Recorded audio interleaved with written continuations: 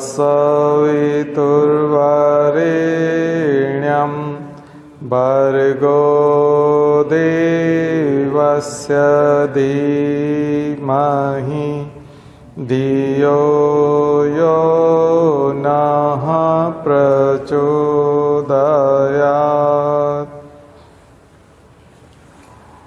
तो सबसे पहले करंट अफेयर्स की बात करते हैं।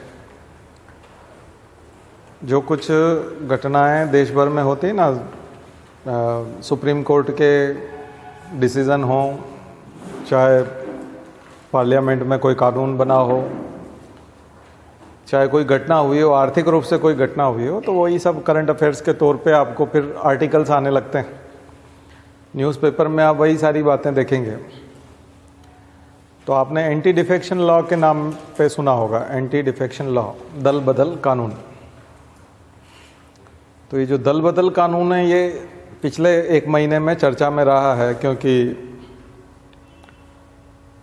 महाराष्ट्र में शिवसेना का जो चुनाव चिन्ह है और शिवसेना पार्टी का जो दर्जा है वो उद्धव ठाकरे से एक तरह से छिन गया है, और वो अभी जो वर्तमान में मुख्यमंत्री है शिंदे, उनको मिल गया। तो ये मात्र एक घटना नहीं है, दरअसल ये एक क्वेश्चन है आपका, एंटी डिफेक्शन लॉ। तो एंटी डिफेक्शन लॉ यानी दल बदल कानून, उसको अच्छे से पढ़ना पड़ेगा, क्योंकि ये क्वेश्चन बनेगा। जब भी ऐसी घटनाएं होती है, दल बदल कानून 1985 में संविधान संशोधन के माध्यम से लाया गया था। 52वां संविधान संशोधन, 52nd अमेंडमेंट 1985, ठीक है ना। और उद्देश्य क्या था, जो पॉलिटिक्स थी आयाराम गयाराम की, कि कोई भी दूसरी पार्टी में चला जाता है, चुन करके इस पार्टी से आता है, दूसरी पार्टी में चला जाता है, तो फिर तो डेमोक्रेसी का मतलब नहीं रह जाएगा। ऐसे तो कोई मतलब नहीं है, फिर चुनाव कराने ही क्यों, फिर तो सब पैसे दे के और सभी कर लो, फिर मतलब ही क्या है उसका। ड्रामा, चुनाव कराना तो एक ड्रामा हो गया फिर, तो ऐसा ड्रामा क्यों करना।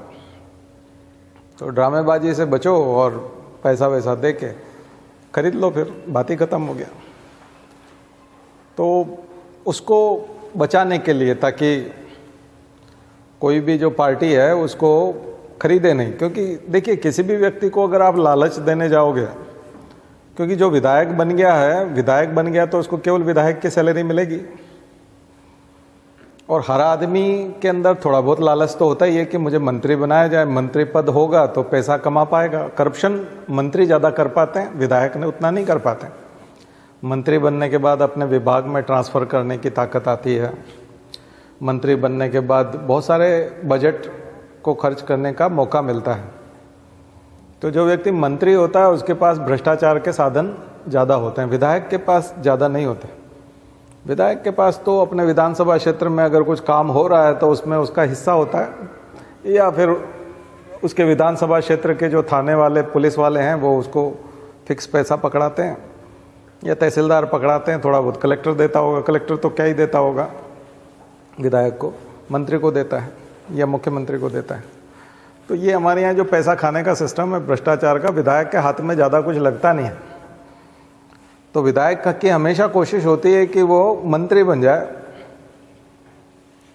और अगर पार्टी ने मंत्री उसे नहीं बनाया, वो बाहर बैठा हुआ है, और अगर उसे कोई अप्रोच करता है कि तुमको एक तो 20-30 करोड़ दे देते हैं, 50 करोड़ दे देते हैं और तुमको मंत्री भी बना देंगे, तो वो तो चक्कर में आ ही जाता है, क्योंकि बहुत ही सामान्य सी बात है।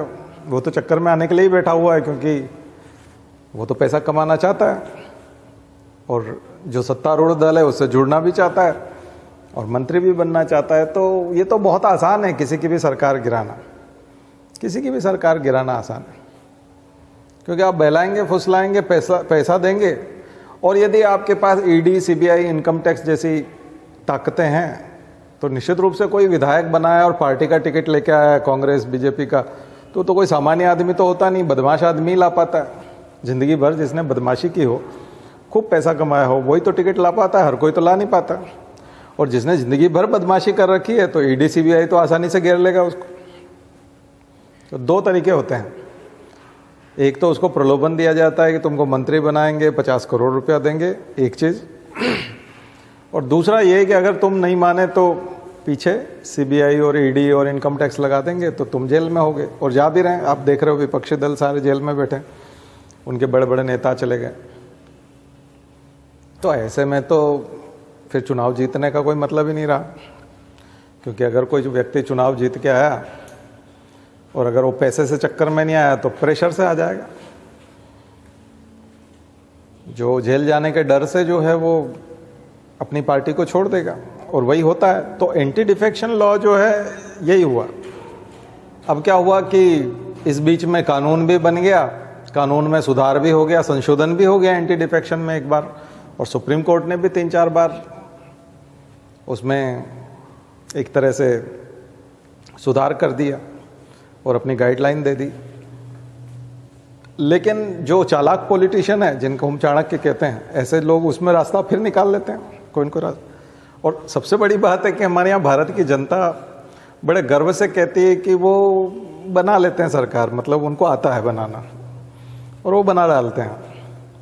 इसका मतलब जनता में एक्सेप्टेंस है, जनता चाहती है कि वो ऐसा बना लें, ऐसा कर लें, यानी जुगाड़ से सरकार बना लें। सरकार चुनाव, तो फिर चुनाव कराने क्यों भैया, सरकार आप ही की बननी है तो फिर आप ही बना ही लो, वैसे ही बना लो। फिर चुनाव कराने का ड्रामा क्यों करना, क्योंकि चुनाव हुए उसके 6 महीने बाद तो आप गिरा ही दोगे, पक्का गिरा दोगे, क्योंकि वो तो गिरने के लिए ही बैठे हुए हैं, वो तो बिक ही जाएंगे, या फिर उनको डरा ही दोगे। तो शिंदे के साथ यही हुआ, एकनाथ शिंदे वाली सरकार वाला केस देखते हैं। एक तो राज्यपाल का रोल बहुत अहम होता है, राज्यपाल का रोल बहुत ही अहम होता है। तो इस पूरे केस में महाराष्ट्र में जो हुआ, उद्धव ठाकरे की सरकार में जो विधायक थे, उनमें से कुछ विधायकों को जब इस प्रकार के प्रलोभन मिले और थोड़ा प्रेशर आया होगा, उनके पास इलीगल संपत्ति होगी, तो ईडी सीबीआई का डर लगा होगा, और तो वो निकल भागे और पहुंच गए आसाम में।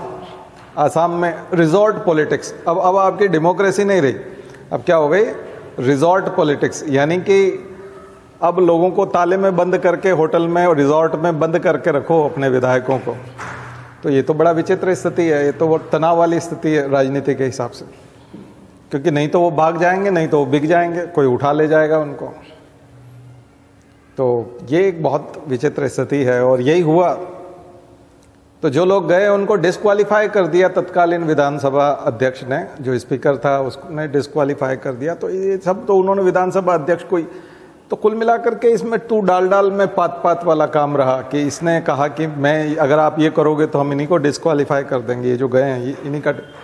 और वो डिस्क्वालिफिकेशन के ऊपर जब सुप्रीम कोर्ट में पहुंचे तो सुप्रीम कोर्ट ने उसको पेंडिंग कर दिया और एक इंटरिम ऑर्डर दे दिया कि ठीक है, इसको हम अभी पेंडिंग करते हैं, इस पर फाइनल फैसला नहीं आया, लेकिन ये एज इट इज़ रहेगा, ये यूँ रहेगा। उन्होंने इस तरह से कर दिया। इस बीच में जो है विधानसभा अध्यक्ष ने, और उसने जो दूसरा नया विधानसभा अध्यक्ष चुन लिया, उन्होंने बाकी सदस्य जब आए लौट करके आसाम से, तो उन्होंने नया विधानसभा अध्यक्ष चुन लिया और पूरा उसके हिसाब से उन्होंने शपथ भी दिला दी, और राज्यपाल ने उसको आमंत्रित करके मुख्यमंत्री की शपथ दिला दी। अब फिर वो विरोध करने के लिए सुप्रीम कोर्ट पहुंचे, तो उन्होंने फिर उसको इंटरिम ऑर्डर देके फिर रोक लिया। अभी सुप्रीम कोर्ट ने फाइनल डिसीजन दिया नहीं है। सुप्रीम कोर्ट ने टुकड़ों टुकड़ों में इंटरिम ऑर्डर दे रखे हैं 3 बार लगभग, और वो तीनों को मिला करके वो फाइनली वो बताएंगे कि ये जो भी हुआ ये गलत हुआ, और ये मूल संविधान की मूल भावना के खिलाफ था, डेमोक्रेसी के खिलाफ था। चुनाव तो इसलिए नहीं हुए थे कि आप ऐसा करो। किसी दिन ऐसा ऑर्डर आया भी, पर वो तो सरकार चला गए तब तक। तो इसमें ये है कि देखो, हम सरकार पे तो बैठ ही गए, नियम कानून की धज्जियां उड़ाकर, उसमें रास्ते निकाल करके, गली निकाल करके हम तो यहां तक पहुंच गए, और आप हमारी गलती हो तो बताओ। और सुप्रीम कोर्ट अभी तक कुछ बोला नहीं है, बोलता तो हम विचार करते, और तब तक पूरी सरकार निकल जाएगी। और तब अगर सुप्रीम कोर्ट कोई डिसीजन भी देगा, तो एक तो बहुत कम उम्मीद है कि सुप्रीम कोर्ट कोई रिवॉल्यूशनरी ऐसा बिल्कुल ही पलट देने वाला कोई बहुत बड़ा डिसीजन देगा। लेकिन सुप्रीम कोर्ट के सामने चुनौती ये है कि अगर वो ऐसा डिसीजन नहीं देगा तो 52nd अमेंडमेंट का क्या होगा, और ये एंटी डिफेक्शन लॉ जो पहले से मौजूद है इसका होगा क्या। ये कैसे काम करेगा? कुल मिलाकर के जिस काम को रोकने के लिए, जैसे किसी ने कहा कि जूते यहां उतारें, कृपया जूते यहां उतारें, ये लिखा हुआ है, तो आपने वहां उतारे और फिर हाथ में लेकर के आगे ले जाके रख दिया। बोले नहीं, हमने वो पालन किया ना, कृपया जूते यहां उतारें, तो हमने उतार दिए थे। फिर उन्होंने ये तो नहीं लिखा कि इसको यहीं पे रखे रहें अच्छा, ये नहीं लिखा था, पर उद्देश्य तो वही था, उसकी भावना तो वही थी। तो आपने उस लूप होल का फायदा उठाते हुए उसको हाथ में उठा करके आगे ले जाके रख दिया। तो उसका उद्देश्य क्या था? वो लिखने का उद्देश्य क्या था? बोले नहीं, ऐसा लिखा होता तो हम नहीं करते। कुल मिला के उनकी नीयत ये है कि हमको ये करना नहीं है, ये मानना नहीं है। तो जिसके भी पास करोड़ों रुपए है और जिसके पास भी ताकत है सरकार की और जिसके पास भी अपना राज्यपाल है, तो केंद्र में बैठी सरकार के पास राज्यपाल होता है, केंद्र में बैठी सरकार के पास ईडी, सीबीआई, इनकम टैक्स जैसी एजेंसीज होती हैं, और केंद्र में बैठी हुई सरकार जो है करोड़ों रुपए भी रखती है पार्टी के तौर पे, तो वो प्रलोभन भी दे सकती है, 50 करोड़ 30 करोड़ जो भी उनकी कीमत होगी। तो तीनों काम के सहारे बहुत आसानी से किसी भी सरकार को कुचला जा सकता है, चाहे वो चुनाव जीत करके आई हो। प्रलोभन दिया जा सकता है, दबाया जा सकता है, और राज्यपाल के माध्यम से सत्ता परिवर्तन हो सकता है। तो फिर जनता ने जो डेमोक्रेसी में वोट डाले और पूरी चुनाव की प्रक्रिया हुई और निर्वाचन आयोग ने काम किया, उसका कोई मतलब निकलता है क्या? क्या वाकई में डेमोक्रेसी अब ऐसे ही चलेगी क्या?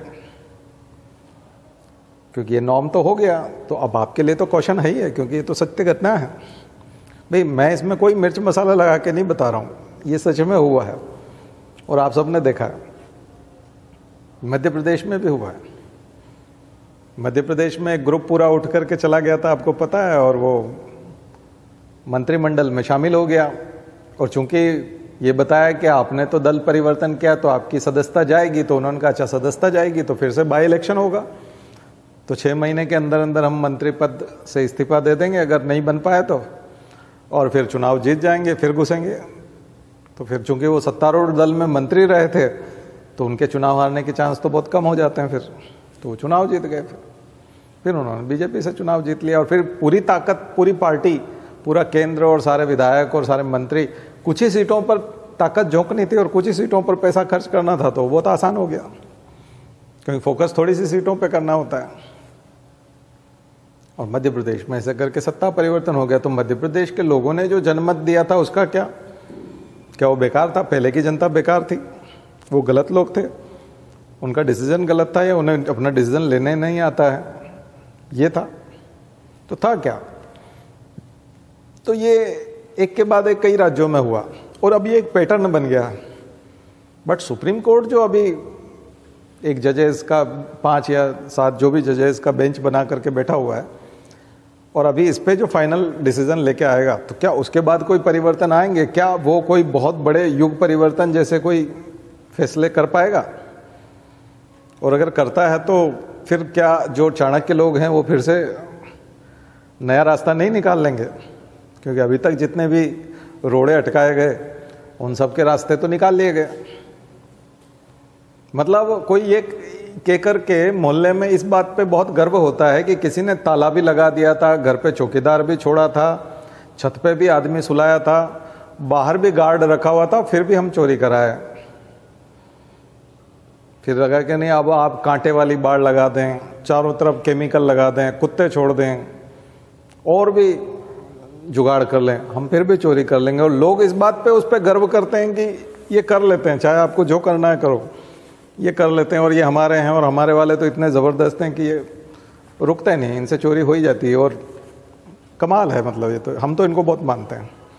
सोशल मीडिया में भरा पड़ा है, तो इसका मतलब क्या जनता तैयार हो गई है फाइनली कि डेमोक्रेसी का मतलब अब यही रहेगा? तो फिर हम पॉलिटी इतना फालतू पढ़ते हैं ना, हम तो बहुत एथिक्स वेथिक्स बहुत पढ़ते हैं, कॉन्स्टिट्यूशनल मॉरालिटी पढ़ते हैं, तो हमारा तो पूरा पेपर ही इसी पर डिपेंड करता है, एथिक्स का पेपर इसी पर डिपेंड करता है। और सेकंड पेपर पॉलिटिक्स में तो यही सारे मूल्य हैं। तो क्या हम कॉन्स्टिट्यूशनल वैल्यूज़, एथिकल वैल्यूज़, इन सब को ख़त्म करें? मतलब फिर तो सिलेबस भी कम करो ना भाई, बस एक चाणक्य वाला रखो, उन्हीं का फोटो छाप दो और एक चैप्टर रखो, हम उन्हीं को पढ़ें, फिर जितनी गेम खत्म, क्योंकि देश में तो हो ही गया है। और ये नॉर्म भी हो गया सोशल मीडिया पे देखते हुए, तो युवाओं में और सारे लोगों में भी लगता है कि इसी को पसंद किया जाता है। तो जब पसंद ही आने लगा है और देश का बिल्कुल एकदम नॉर्म ही बन चुका है, तो हम इसी को कर लेना। हम इतना फालतू का, हमारा 75% सिलेबस कम कर दो, हम तो मुक्ति पाएँ कम से कम, आसानी से IAS बने, फिर इन्हीं को पढ़ने लग जाए। एक क्वेश्चन इन्हीं का बना दो इस साल, तो अगले साल से टीचर भी सारे इन्हीं का पढ़ाने लग जाएंगे, क्योंकि हम तो मोरालिटी पढ़ाते हैं, एथिक्स पढ़ाते हैं। फिर मार्केट में ये सब होता हुआ दिखता है, सोशल मीडिया पे दिखता है, अखबारों में भी दिखता है, तो फिर लोग सोचते हैं बेवकूफ़ कौन है, ये है कि ये है, क्योंकि फ़ायदे में तो वो है, पावर तो उसके पास है और वो तो सत्ता में पहुंच भी गया, ये तो केवल उपदेश देते रहते हैं। तो यहाँ तो हार्डवर्क करने वाले, मेहनत करने वाले, पढ़ाई करने वाले लोग बेवकूफ़ समझे जा रहे हैं, और बेवकूफ़ सिद्ध हो रहे हैं, समझे ही नहीं जा रहे, सिद्ध हो रहे हैं, बाकायदा सिद्ध हो रहे हैं कि आप तो बिल्कुल प्रूवन है 100%, आप तो बेवकूफ़ हो ही। और फिर अखबारों का क्या करना है, और फिर वैल्यूज़ का क्या करना है, और फिर मॉडर्न हिस्ट्री का क्या करना है, फिर फ्रीडम स्ट्रगल से जो ऊर्जा निकली थी और तमाम लोगों ने जो आहुतियाँ दी थी जीवन की, और फांसी चढ़े थे लोग और देश को आज़ाद कराया था, तो क्या इसी दिन के लिए कराया था कि तुम जुगाड़ तुगाड़ से सब कर लो और पैसा दे के सबको खरीद लो, वो भी बिक जाए और तुम भी खरीद लो। बिकने वाला भी तैयार है, खरीदने वाला भी तैयार है, और जश्न उन दोनों को देख करके जश्न मनाने वाले भी तैयार है। तो मतलब कमाल ही हो गया। तो फिर तो सब कुछ फालतू था। तो मॉडर्न हिस्ट्री भी माइनस करो। स्वतंत्रता संघर्ष तो बहुत बड़ा फ्रीडम स्ट्रगल के बिना तो मॉडर्न हिस्ट्री होती नहीं है। 90% मॉडर्न हिस्ट्री तो फ्रीडम स्ट्रगल ही है। तो उसकी ऊर्जा कहाँ चली गई? है ना खतरनाक प्रश्न। भाई हम लोग सड़क पे किस विश्वास से चलते हैं? कोई भी उधर से तेज वाहन चला के आता है, हम भी इधर से तेज चला के आते हैं, तो एक नियम है ना कि बाएं साइड पे चलेंगे, आप भी बाएं चलेंगे, वो भी लेफ्ट साइड चलेगा, आप भी लेफ्ट साइड चलोगे, और दोनों 120 की स्पीड से 100 की स्पीड से गुजर जाते हैं। एक्सीडेंट कितना कम होता है। लेकिन अगर ये हो जाए कि नहीं कोई कैसे भी चलेगा, कोई गारंटी नहीं है और कोई नियम नहीं है, कोई एथिक्स नहीं है, तो फिर कितने लोग मरे पड़े मिलेंगे सड़क पर? फिर सड़क चलने लायक होगी भी कि नहीं? क्योंकि वहाँ तो कोई नियम ही नहीं है। किसी के भी घर में कोई भी घुस जाएगा, किसी को भी कोई सुंदर दिखेगा उठा ले जाएगा, किसी को भी कोई बहुत कीमती चीज़ दिखेगी वो उठा ले जाएगा।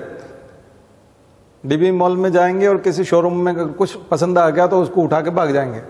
होता है क्या ऐसा? नहीं होता है ना। कभी कभी कोई कर लेता है, बात अलग है, लेकिन ऐसा नॉर्म तो नहीं है कि ऐसा रोज़ हो रहा है और दिन में 50 घटनाएं हो रही है, ऐसा तो नहीं होता। सब शराफत से घूमते हैं, कितनी भी अच्छी सुंदर चीज़ हो, करोड़ों की चीज़ हो, उसको देखते रहते हैं। किसी की भी सुंदर बहन हो, पत्नी हो, उनको देखते रहते हैं, लेकिन उठा के तो नहीं भागते। कि ऐसा करते हैं? ऐसा नहीं करते ना। तो फिर तो कुछ भी तो ऐसे तो फिर दुनिया ही जंगल हो जाएगा ना। सर्वाइवल ऑफ द फिटेस्ट, जिसकी लाठी उसकी भैंस। फिर तो ओपन हो जाएगा। फिर मतलब ही क्या है? फिर बोले नहीं वो कमजोर था ना, वो टिक नहीं पा रहा था। तो ढेरों लोग हैं जिनकी संपत्ति उनके पास नहीं टिक सकती, तो क्या आप छीन लोगे? बहुत सारे ऐसे लोग हैं गांव में जो आपको मिल जाएंगे जिसके पास, पिताजी के पास 50 एकड़ जमीन थी बच्चों में, और एक बच्चा बहुत कमजोर है लेकिन उसके पास 20 एकड़ या 10 एकड़ जमीन है। आप कहोगे इसमें तो योग्यता नहीं है और इसमें तो दम भी नहीं है और ये तो 10 एकड़ जमीन का मालिक बनने लायक भी नहीं है। उसके बावजूद भी वो रहता है ना, मंदबुद्धि होता है तो भी रहता है। आप छीन थोड़ी लेता कोई उससे। इससे कुर्सी नहीं संभली जा रही है, विधायक है, कांग्रेस का है, बड़ा ढीला है, कांग्रेस पार्टी में भी कोई दम नहीं है। अरे वो पार्टी, कांग्रेस पार्टी के चुनाव चिन्ह पे जीत के आया भाई। उद्धव ठाकरे वाला शिवसेना के चुनाव चिन्ह पे जीत के आया। वो गए थे जनता में, उन्होंने उनको वोट दिए, वो उसी पे तो जीत के आए। अब आपको क्यों लगता है कि उनमें दम नहीं है? और दम नहीं है तो फिर क्या आप ले लोगे उसको? वो आपकी संपत्ति हो जाती है क्या? किसी में दम नहीं है तो। है ना खतरनाक चीज। इसको इस एंगल से सोचोगे तो नहीं तो जो चल रहा है वो बहुत अच्छा ही हो रहा है और ठीक ठाक ही हो रहा होगा, और देश के बड़े बड़े लोग कर रहे हैं, इसका मतलब अच्छा ही कर रहा होगा कोई। तो एंटी डिफेक्शन लॉ को समझिए। दल बदल कानून क्यों लाया गया था? दल बदल कानून इन्हीं चीज़ों को रोकने के लिए लाया गया था कि लोग आसानी से दल नहीं बदलें। यहाँ तो नया ही दल बना दिया और उसको कह दिया कि तुम्हारी पार्टी तो झूठी है और तुम्हारी पार्टी सही है। और वो सुप्रीम कोर्ट कुछ नहीं कर पा रहा, इलेक्शन कमीशन ने ये कर दिया। तो सुप्रीम कोर्ट ने कहा नहीं है, तुमने इलेक्शन कमीशन में जो ये आदमी की नियुक्ति की यही फर्जी है, क्योंकि बहुत जल्दी जल्दी कर दी। और बहुत कम समय में कर दी, इसका ठीक से वो होना था, तो उन्होंने कहा नहीं अब तो यही रहेंगे, और वो रहेंगे भी सही, जो कि नियुक्ति गलत तरीके से की। सुप्रीम कोर्ट ने कमेंट भी कर दिया, एनालिसिस कर दिया, कमेंट क्या एनालिसिस कर दिया, विश्लेषण करके बता दिया। और वो वहां लाए इसीलिए गए कि वो ऐसा करें। तो सारी एजेंसियां जो है मिलजुल करके ये सब काम कर रही है। अब आप कहोगे पार्टी के हिसाब से बात कर रहे, नहीं, पार्टी के हिसाब से बात नहीं कर रहे। कांग्रेस जब इंदिरा गांधी के नेतृत्व में थी, संजय गांधी और इंदिरा गांधी जब नेतृत्व करते थे, तब भी ऐसा ही था, लगभग यही पैटर्न था। वो लोग कानून को कुछ नहीं समझते थे, सुप्रीम कोर्ट को कुछ नहीं मानते थे। ठीक वही समय है, वही रिपीटेशन है, कॉपी है, कॉपी पेस्ट है, सेम। उनके समय में भी यही था, और उसी से ये लोग परेशान होकर के प्रेरणा प्राप्त करके यहाँ तक पहुंचे तो ये कॉपी कर रहे हैं उसको। लेकिन उनकी और भी बहुत सारी अच्छाइयाँ थी और खूबियाँ थी, तो उनको भी कॉपी करो, उनमें और भी तो थी अच्छाइयाँ। सच को स्वीकार करते थे, डेयरिंग थे, तो उस टाइप के रहो। नकली काम क्यों करते? या फिर कॉपी करो तो फिर पूरा ही करो ना, पूरा ही करो। कुछ चीजें जो अपने को फेवर करती है वो कॉपी करना और बाकी चीजें नहीं करना, ये तो थोड़ा ठीक नहीं है ना। तो राजनीति के हिसाब से तो ये नहीं है मेरी बातचीत, मेरी बात पॉलिटी के हिसाब से। तो करंट अफेयर्स में एंटी डिफेक्शन लॉ फिर से जिंदा हो गया है। ये 2-3 साल में ऐसी कुछ घटनाएं हो जाती है कि ये लॉ जो है इससे जुड़ा हुआ मेंस में भी क्वेश्चन बनता है और प्रीलिम्स में भी 1 या 2 क्वेश्चन बनते हैं। दल बदल कानून, मैंने बिल्कुल निष्पक्ष व्याख्या की है, जो हो रहा है वही बताया। गलत वलत और ये तो जनता मान ही नहीं रही है, तो बात ही खत्म हो गई। जनता मान ही नहीं रही ना उसको, तो गलत तो फिर चुनाव पे तो कोई खतरा ही नहीं है, मेरे कहने से भी नहीं होगा, क्योंकि जनता तो वाहवाही करने में लगी हुई है। और इस बार के बजट में भी साफ साफ दिख रहा है कि जो वेलफेयरिस्टिक अप्रोच है वो गायब है बहुत सारी, और उसके बावजूद जनता उसको खराब बजट नहीं बताएगी और उसको अच्छा ही बताएगी। तो वेलफेयर करने वाली बहुत सारी चीज़ें तो बंद कर दी, बजट भी घटा दिया है। और सरकार को खुद ये नहीं लगता है कि हम लोक लुभावन बजट देके या जनता को आर्थिक रूप से ऐसे फायदा दिखा करके वोट हासिल कर सकते हैं। सरकार को खुद फायदेमंद नहीं लग रहा। ये कॉन्फिडेंस सरकार को कैसे आ गया कि अगर हम जनता को आर्थिक फायदा नहीं भी दें तो भी वो वोट हमको देगी? ये कॉन्फिडेंस तो उनके अंदर आ गया। अब ये कैसे आया है ये तो पता नहीं, क्या झंझट है, ये कैसे आ गया? ये बहुत खतरनाक कॉन्फिडेंस है। सरकार को अगर ऐसा लगने लग जाए कि हम कुछ भी करें, बिल्कुल भी फायदा न दें, कीमतें बढ़ाते रहें, सब्सिडी न दें, सब्सिडी कम कर दें, और लोक लुभावन या चुनाव जीतने वाली जो फ्री में बांटने की चीज़ें थी वो सब कम कर दें, बहुत ज़्यादा कम कर दें, उसके बावजूद भी जनता कहीं नहीं जानी है, वोट हमको ही देगी कंफर्म। ये कॉन्फिडेंस तो है ही है सरकार में। तो ये जनता के बल पे ही कॉन्फिडेंस आया। जनता ने ये तो ये विश्वास दिलाया उनको कि आप ऐसा बजट बना सकते हो, तीखा सख्त वाला बजट जिसमें जनता को ज़्यादा छूट नहीं मिलेगी, उसके बावजूद भी हम आपको वोट देंगे। ये विश्वास तो कहीं न कहीं से आया ही है। बट ये भारत अभी भी विकासशील देश है और बहुत बड़ी जनसंख्या, अभी भी सहायता की ज़रूरत है उसको। ऐसा नहीं है कि सब लोग आत्मनिर्भर हो गए हैं। तो इसलिए उन लोगों के लिए तो ये बहुत खतरनाक चीज़ है। लेकिन सरकार को तो विश्वास आ गया है, तो ये बजट में दिख रहा है। तो बजट को जब देखेंगे तो एक दृष्टिकोण वेलफेयरिस्टिक वाला, वो ये वाला। उधर अगर वो किसी प्रकार का नियम तोड़ते हैं सरकार बनाने में तो भी कोई दिक्कत नहीं, ये भी बहुत ज़ोरदार कॉन्फिडेंस है और जनता को स्वीकार भी है, एक्सेप्टेंस भी आ गया जनता को। 2 चीज़ें तो ये बड़ी बड़ी बता दी हमने आपको। तीसरा ग्रीन एनर्जी से जुड़ा हुआ है। जो ट्रांजिशन की बात हो रही थी, एनर्जी ट्रांजिशन की बात हो रही थी, उसमें एक प्रॉब्लम है कि अगर हम कोयला और फॉसिल फ्यूल को छोड़ते हैं तो जीडीपी पे असर आता है। केवल हम लोग सोलर एनर्जी, विंड एनर्जी और न्यूक्लियर एनर्जी और ऐसी रिन्यूएबल एनर्जी के बल पर देश के ग्रोथ इंजन को इतना स्पीड से नहीं चला सकते। इसलिए कोयला और फॉसिल फ्यूल जलाना तो हमारी मजबूरी है। अगर हम कोयले को नहीं जलाएंगे और अगर फॉसिल फ्यूल को नहीं जलाएंगे तो विकास की गति जो है वो रुकेगी। और धीमा विकास तो जनता ने जैसे अभी वेलफेयरिस्टिक वाला स्वीकार कर लिया कि आपने कम कर दिया, कोई बात नहीं, फ्री बीज हटा दिया, रेवड़ी कल्चर ख़त्म कर दिया, अच्छी बात है। चुनाव वाले में भी हमको आपसे कोई शिकायत नहीं, आप जो आपसे अगर बनती है सरकार तो बना लिया करो, हमको कोई दिक्कत नहीं है। ये मतलब 2 चीज़ें तो हो गई। तो तीसरे वाले में भी क्या जनता, तीसरे वाले में वो जनता माफ़ करने की स्थिति में नहीं है, क्योंकि उनको फास्ट जीडीपी चाहिए। जीडीपी ग्रोथ कैसी चाहिए? जनता को फास्ट चाहिए और सरकार को भी फास्ट चाहिए। इसलिए सरकार को फास्ट चाहिए क्योंकि जनता स्लो जीडीपी होगी, स्लो ग्रोथ होगी, 6 से कम की, 5 की, 4 की, तो वो दिखने लगेगी और उसका असर आएगा और उससे सरकार की इज्जत दांव पे लग जाएगी। और सरकार की इज्जत दांव पे लग गई तो फिर वोटिंग पे असर आ सकता है, वोटिंग बिहेवियर जो है। तो जनता अभी इस मूड में नहीं है। 2 चीज़ों को उन्होंने स्वीकार कर लिया लेकिन इस मूड में नहीं है कि कौन से वाले? तीसरे वाले।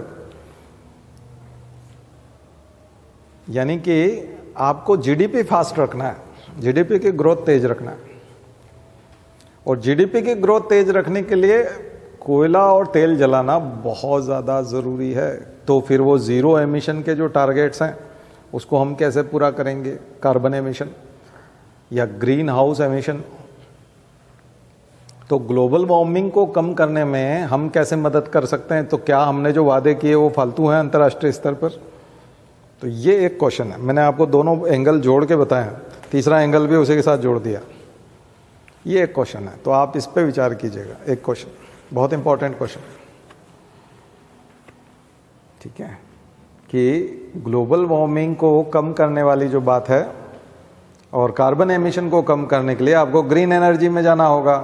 तो क्या हम हाइड्रोजन एनर्जी की तरफ स्पीड से जा रहे हैं, टाइडल एनर्जी की तरफ जा रहे हैं? क्या हम रिन्यूएबल में विंड एनर्जी और सोलर एनर्जी की तरफ जा रहे हैं? और जा रहे हैं तो स्पीड कितनी है? क्या उससे जीडीपी थमी रहेगी या जीडीपी को हम और फास्ट ग्रोथ करा पाएंगे? नहीं करा सकते। रिन्यूएबल में उतना दम नहीं होता। रिन्यूएबल से छोटा मोटा काम चल सकता है, रिन्यूएबल से इंजन फास्ट नहीं कर सकते आप। वो तो फॉसिल फ्यूल से और कोयले से ही होगा। तो इसका मतलब अगले 10-20 साल जो है, 10 साल तो कोयला खूब निकाला जाएगा और खूब जलाया जाएगा। अभी उसके कम होने की उम्मीद नहीं है। ब्लैक कार्बन, ब्राउन कार्बन खूब रहना है। ग्रीन कार्बन वो जब तक नहीं आएगा, जब तक हम ग्रीन फ्यूल की तरफ नहीं जाएंगे, तो ये ट्रांजिशन जो होना था, इस ट्रांजिशन का क्या होगा? तो ये क्या सरकार इसमें भी, ये जो 2 घटनाओं में मैंने बताया पहले में जैसा कर लिया, क्या यहाँ पे भी कोई चमत्कार कर सकती है या इस प्रकार का कुछ कर सकती कि जीडीपी की ग्रोथ भी कम रहे, ग्लोबल वार्मिंग को भी हम रोक लें और जनता उसके बावजूद भी वाहवाही करे? क्योंकि जीडीपी ग्रोथ कम होना मतलब अनएम्प्लॉयमेंट और बढ़ेगा, लोगों की नौकरियां जाएंगी और एक्सपोर्ट कम होगा और फॉरेक्स रिजर्व भी कम होगा और हमारी कंपनियां एक के बाद एक डूबेंगी। जैसे अडानी डूबे वैसे और भी लोग डूबेंगे। तो क्या हम उन सब चीज़ों के लिए तैयार हैं? तो फिर हमने फॉसिल फ्यूल का ऑल्टरनेट उतने अच्छे से नहीं किया है। तो केवल वो भाषण की चीज़ें हो जाएंगी, मीटिंग की चीज़ें हो जाएगी, बैठकों में और भाषण में, कॉन्फ्रेंस में बोलने की चीज़ें हो जाएंगी। तो इसलिए उस पर बहुत अच्छे से क्वेश्चन तैयार कीजिएगा। यूपीएससी इन तीनों चीज़ों पे पूछेगा, तीनों इंपॉर्टेंट। कुछ बात समझ में आई ना? तो एक व्यक्ति अगर बैटरी वाली कार यूज़ करता है या हाइड्रोजन कार यूज़ करे या और कुछ, उसकी वजह से वो 100 से ऊपर की स्पीड पे नहीं चला पाएगा, मान लिया जाए 80 की स्पीड से ऊपर नहीं चला पाएगा और उसको चार्जिंग स्टेशन की ज़रूरत पड़ेगी। 300-400 के बाद में चार्जिंग स्टेशन की ज़रूरत पड़ेगी और इंफ्रास्ट्रक्चर अभी नहीं है चार्जिंग वाला। फिर भी वो देश के लिए और समाज के लिए और हम सब लोगों के लिए, पर्यावरण ठीक रखने के लिए वो इलेक्ट्रिक कार ही खरीदेगा। ऐसे कितने लोगों की इच्छा है कि वो इलेक्ट्रिक कार ही खरीदना चाहेंगे क्योंकि वो पर्यावरण बचाना चाहते हैं, चाहे उनको खुद को दिक्कत आए और किसी दिन फंस जाएं वो, क्योंकि कार चार्ज नहीं कर पाए इसलिए रास्ते में फंस गए, क्योंकि इंफ्रास्ट्रक्चर तो उतना नहीं, इतने लोग हैं देश में जो अपना खुद का सेक्रीफाइस कर सकते हैं। ये चीज़ें तो लोगों में ये इच्छा शक्ति पर्यावरण बचाने की इतनी ज़्यादा है कि वो अपनी पर्सनल प्रोग्रेस को, पर्सनल समय को राष्ट्र निर्माण, समाज निर्माण के लिए लगा दें, पर्यावरण के लिए लगा दें। तो ऐसी इच्छा शक्ति वाले कितने लोग हैं? वही तो फिर उधर जाएंगे ना। तो बड़ी संख्या में अगर ऐसे लोग मिलेंगे तब बात बनेगी ग्रीन एनर्जी की और ट्रांजिशन की। या फिर सरकार इंफ्रास्ट्रक्चर बनाए, पेट्रोल पंप जितनी आसानी से उपलब्ध हैं वैसे ही सीएनजी वाले भी पंप भी हों, 8-10 तरह की सुविधाएं हों। यहाँ चार्ज कर लीजिए, जैसे पेट्रोल और डीजल के 2 ऑप्शन होते हैं आपके पास, पेट्रोल भरा लीजिए, डीजल भरा लीजिए, हर पेट्रोल पंप पे मिल जाएगा। ऐसा ही हाइड्रोजन फ्यूल का भी हो, सीएनजी का भी हो, एलएनजी का भी हो और इसका भी हो, चार्जिंग स्टेशन भी हो। सारी सुविधाएं एक साथ, 6-7 तरह की सुविधाएं एक साथ हो। हाँ, 2030 तक चांस है कि ऐसे ही पेट्रोल पंप मिलेंगे। दिल्ली में अब सीएनजी कॉमन है बहुत सालों बाद। जहाँ पेट्रोल मिलता है, डीजल मिलता है, सीएनजी मिलता ही मिलता है, या सीएनजी के फ्यूल पंप अलग से भी हैं। लेकिन और भी गैस के और पंप इतनी आसानी से, बट ये इंफ्रास्ट्रक्चर सारे पेट्रोल पंप वालों से तैयार करवाना, देश की सारी ऑयल कंपनियों से तैयार करवाना बहुत मुश्किल काम। क्योंकि इंफ्रास्ट्रक्चर मतलब फिर से नई जगह होनी चाहिए, फिर से गाड़ी खड़ी करने की जगह, है ना। और लोगों को लेबर के तौर पे नौकरी भी देना पड़ेगी, वहाँ पर नौकरी तो मिलेगी, एम्प्लॉयमेंट जनरेशन तो है। उसी स्तर पे कार सुधारने वाले लोग भी मिलने चाहिए। इलेक्ट्रिक कार होगी तो उसको ये लोग सुधार पाएंगे, दूसरे मैकेनिक जो सुधार देते हैं, इंजन का काम कर देते हैं पूरी तरह से, क्या वो इलेक्ट्रिक कार में भी उतना आसानी से कर देंगे? और जगह जगह पे मिल जाएंगे, थोड़ी थोड़ी दूरी पे मिल जाएंगे। तो आप सोचो कि ये इंफ्रास्ट्रक्चर डेवलप होने में बहुत समय लगेगा। 10-20 साल का ये पूरा इकोसिस्टम तैयार होगा। हो सकता है 5 साल में हो जाए अगर सरकार की इच्छा शक्ति हो तो, क्योंकि सरकार को इस फील्ड में सब्सिडी देनी पड़ेगी, इस फील्ड में ट्रेनिंग करानी पड़ेगी, और स्किल इंडिया प्रोग्राम के तहत उन लोगों को ट्रेन करना पड़ेगा। और लोगों के पास भी होना चाहिए ना इच्छा कि हम इस फील्ड में जाना चाहते हैं, क्योंकि इसमें स्कोप होगा तो वो जाना चाहेंगे, कमाई होगी तो जाना चाहेंगे। आगे समझ। फिर आप जो रोड बना रहे हो वो 120 किलोमीटर और 130 की 40 की रफ्तार वाले हैं, और ये कारें अगर वो रफ्तार नहीं पकड़ पाई तो सारी कार कंपनियां भी तैयार हों, फ्यूल कंपनियां भी तैयार हों, एंटरप्रेन्योरशिप वाले, स्टार्टअप वाले लोग भी तैयार हों, मेक इन इंडिया वाले, बैंक वाले तैयार हों ऐसी गाड़ियों को लोन देने के लिए, क्योंकि वो बैंक वाले उन गाड़ियों में इन्वेस्ट करते हैं जो फिर से बिक सकती है, रीसेल वैल्यू, ताकि अगर उसका लोन अगर नहीं आया तो गाड़ी जब्त कर लेते हैं और फिर किसी दूसरे को सेल करते हैं, नीलाम करते हैं। लेकिन अगर ऐसी गाड़ियां मार्केट में नीलाम नहीं हुई और लोगों ने खरीदना पसंद नहीं किया तो क्या बैंक वाले लोन देने में इंटरेस्ट देंगे? तो बैंकिंग सेक्टर भी तैयार होना चाहिए। तो कितनी चीज़ें मिलकर के वो फिर एक पूरा इकोसिस्टम तैयार होगा उसका, रिन्यूएबल का, है ना। कितना खतरनाक चीज़, सोचने वाली बातें हैं केवल ऐसे। और उसके लिए सरकार ने पॉलिसी बनाने के क्या काम शुरू कर दिया है। आपने कभी कोई ऐसी वर्कशॉप देखी हो, आपके कॉलेज में हो कि आज आपको समझाने आए हैं कि अब आप बैटरी वाली कार के आज फ़ायदे बताएंगे, एक सर आए हैं और वो आपके यहाँ सेमिनार लेंगे। तो ऐसी चीज़ें शुरू हो गई हैं क्या स्कूल में, कॉलेजेस में? तो एटमॉस्फेयर तो उसी से बनता है, थोड़ा धीरे धीरे बनता है, वो सब करते रहना पड़ता है। पोस्टर पेंटिंग प्रतियोगिताएं होती है पर्यावरण के फेवर में, बच्चे पोस्टर बनाने लगते हैं, तो उनमें ये सब चीज़ें आ गई हैं क्या? ठीक है। तो चुनौतियों से चैलेंजेस, आपको चैलेंजेस करने और उनके समाधान बताने हैं। चुनौतियां और समाधान बताने, दोनों चीज़ करनी है। तो दिमाग ऐसे चलना चाहिए। फिर वर्ल्ड लेवल पे जिन कंट्रीज़ ने कर लिया है उनका क्या, उन्होंने कैसे कर लिया? तो देखिए, किसी भी कंट्री की कॉपी हम इसलिए नहीं कर पाएंगे क्योंकि हमारे पास जनसंख्या दूसरे नंबर पे और हम 1 नंबर पे होने वाले हैं। इसलिए जब हम बोलते हैं हम 5th लार्जेस्ट इकोनॉमी है वर्ल्ड की, 5th लार्जेस्ट है, तो दूसरे नंबर की जनसंख्या भी रखे हुए हो, तो कोई बहुत ज़्यादा नाचने कूदने की ज़रूरत नहीं है। आपको दूसरे नंबर की इकोनॉमी तो किसी भी हालत में होना चाहिए था, क्योंकि दूसरे नंबर की जनसंख्या आपके पास है।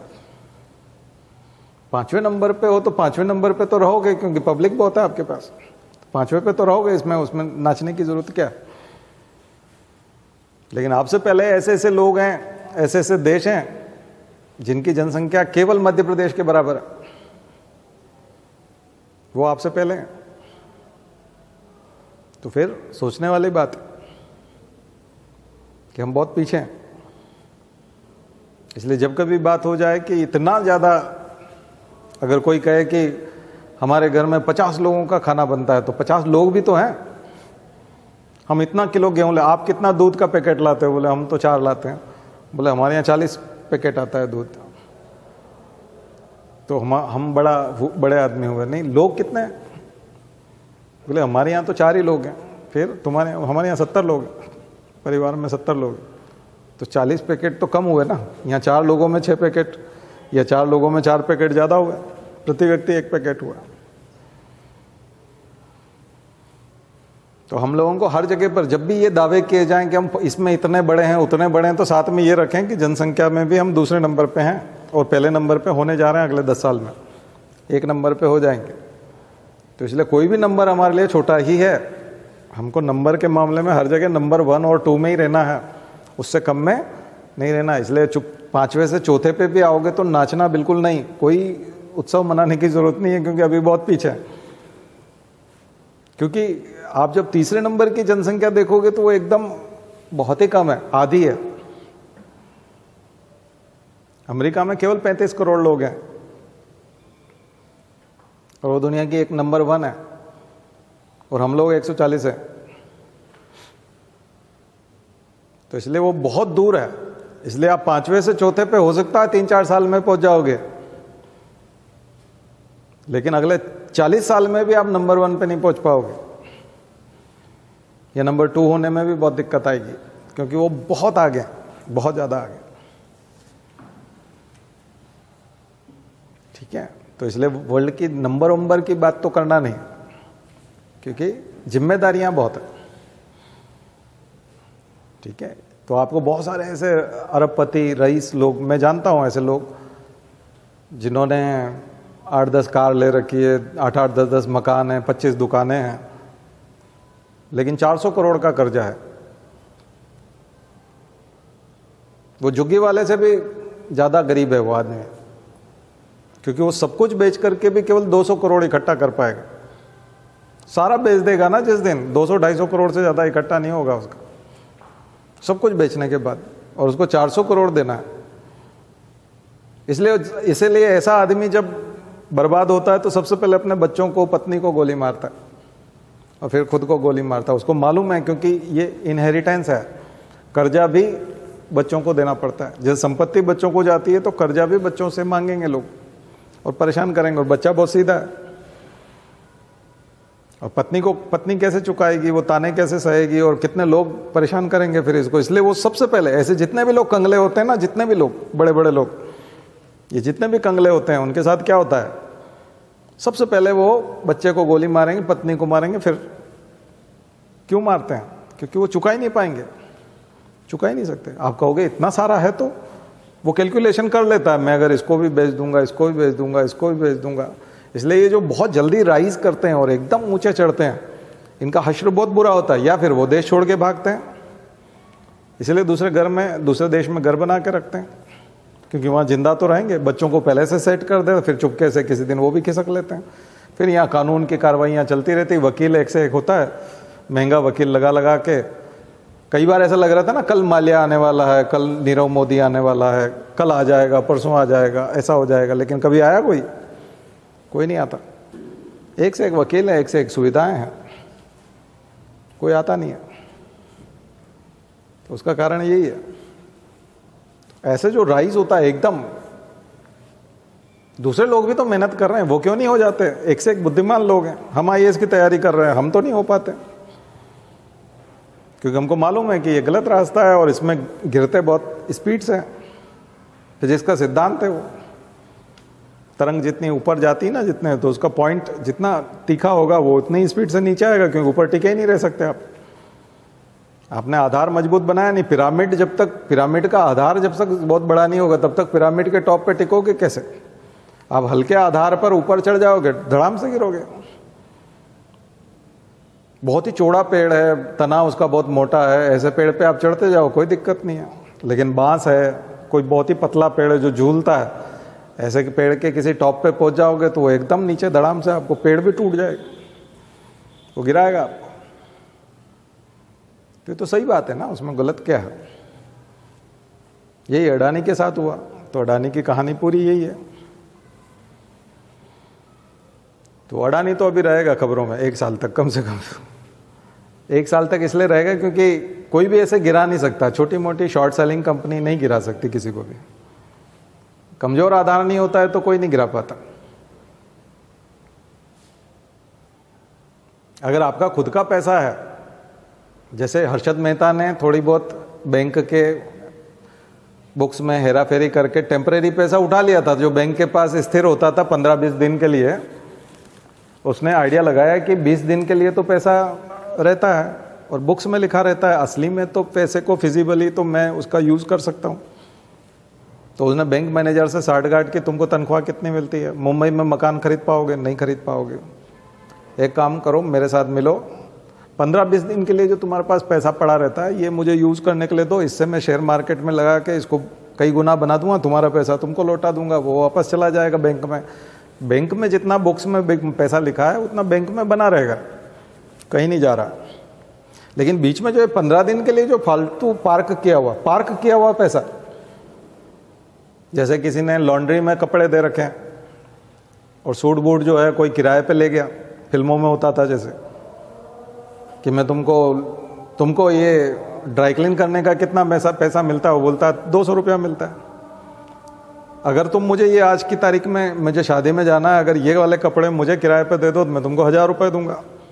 तो उसके लिए तो 1000 रुपये बहुत बड़ी चीज़ है। उसने कहा ठीक है, मैं फिर से ड्राई क्लीन कर दूंगा, 200 का ही खर्चा आएगा और फिर से नए हो जाएंगे और किसे पता चलेगा। लेकिन एक आदमी ने चुगली कर दी जो उसके ड्राई क्लीन की दुकान में काम करता है, हिंडनबर्ग ठीक है, उसने चुगली कर दी, तुम्हारे कपड़े ये लेके गया। अब उसके यहाँ कोई ड्राई क्लीन कराना नहीं आता क्योंकि वो किराए पे देता है। तो लोगों ने ड्राई क्लीन कराना बंद कर दिया, तो जो 200 रुपया उसको बार बार मिलता था वो मिलना बंद हो गया। बात समझ में आई ना। तो आप कहोगे नहीं ये तो बेईमानी है, ये तो आधार, दरअसल आप राइज करने का जो आधार है अगर वो गलत चुनोगे तो कोई न कोई तो चुगली करेगा। तो वही जो हर्षद मेहता वाला सीरीज आपने देखा हो, तो उसमें जो वो पत्रकार होती महिला वो पीछे पड़ी हुई होती, तो उसको जब ये चीज़ अंदर से किसी बैंक वाले ने बता दिया उसको कि यहाँ तो ऐसा हो रहा है, और ये हर्षद मेहता जो राइज कर रहा है असली में बिग बुल वगैरह कुछ नहीं है, ये सब इसी का करा धराया और ये इस तरह से पैसा इकट्ठा करता है टेम्परेरी।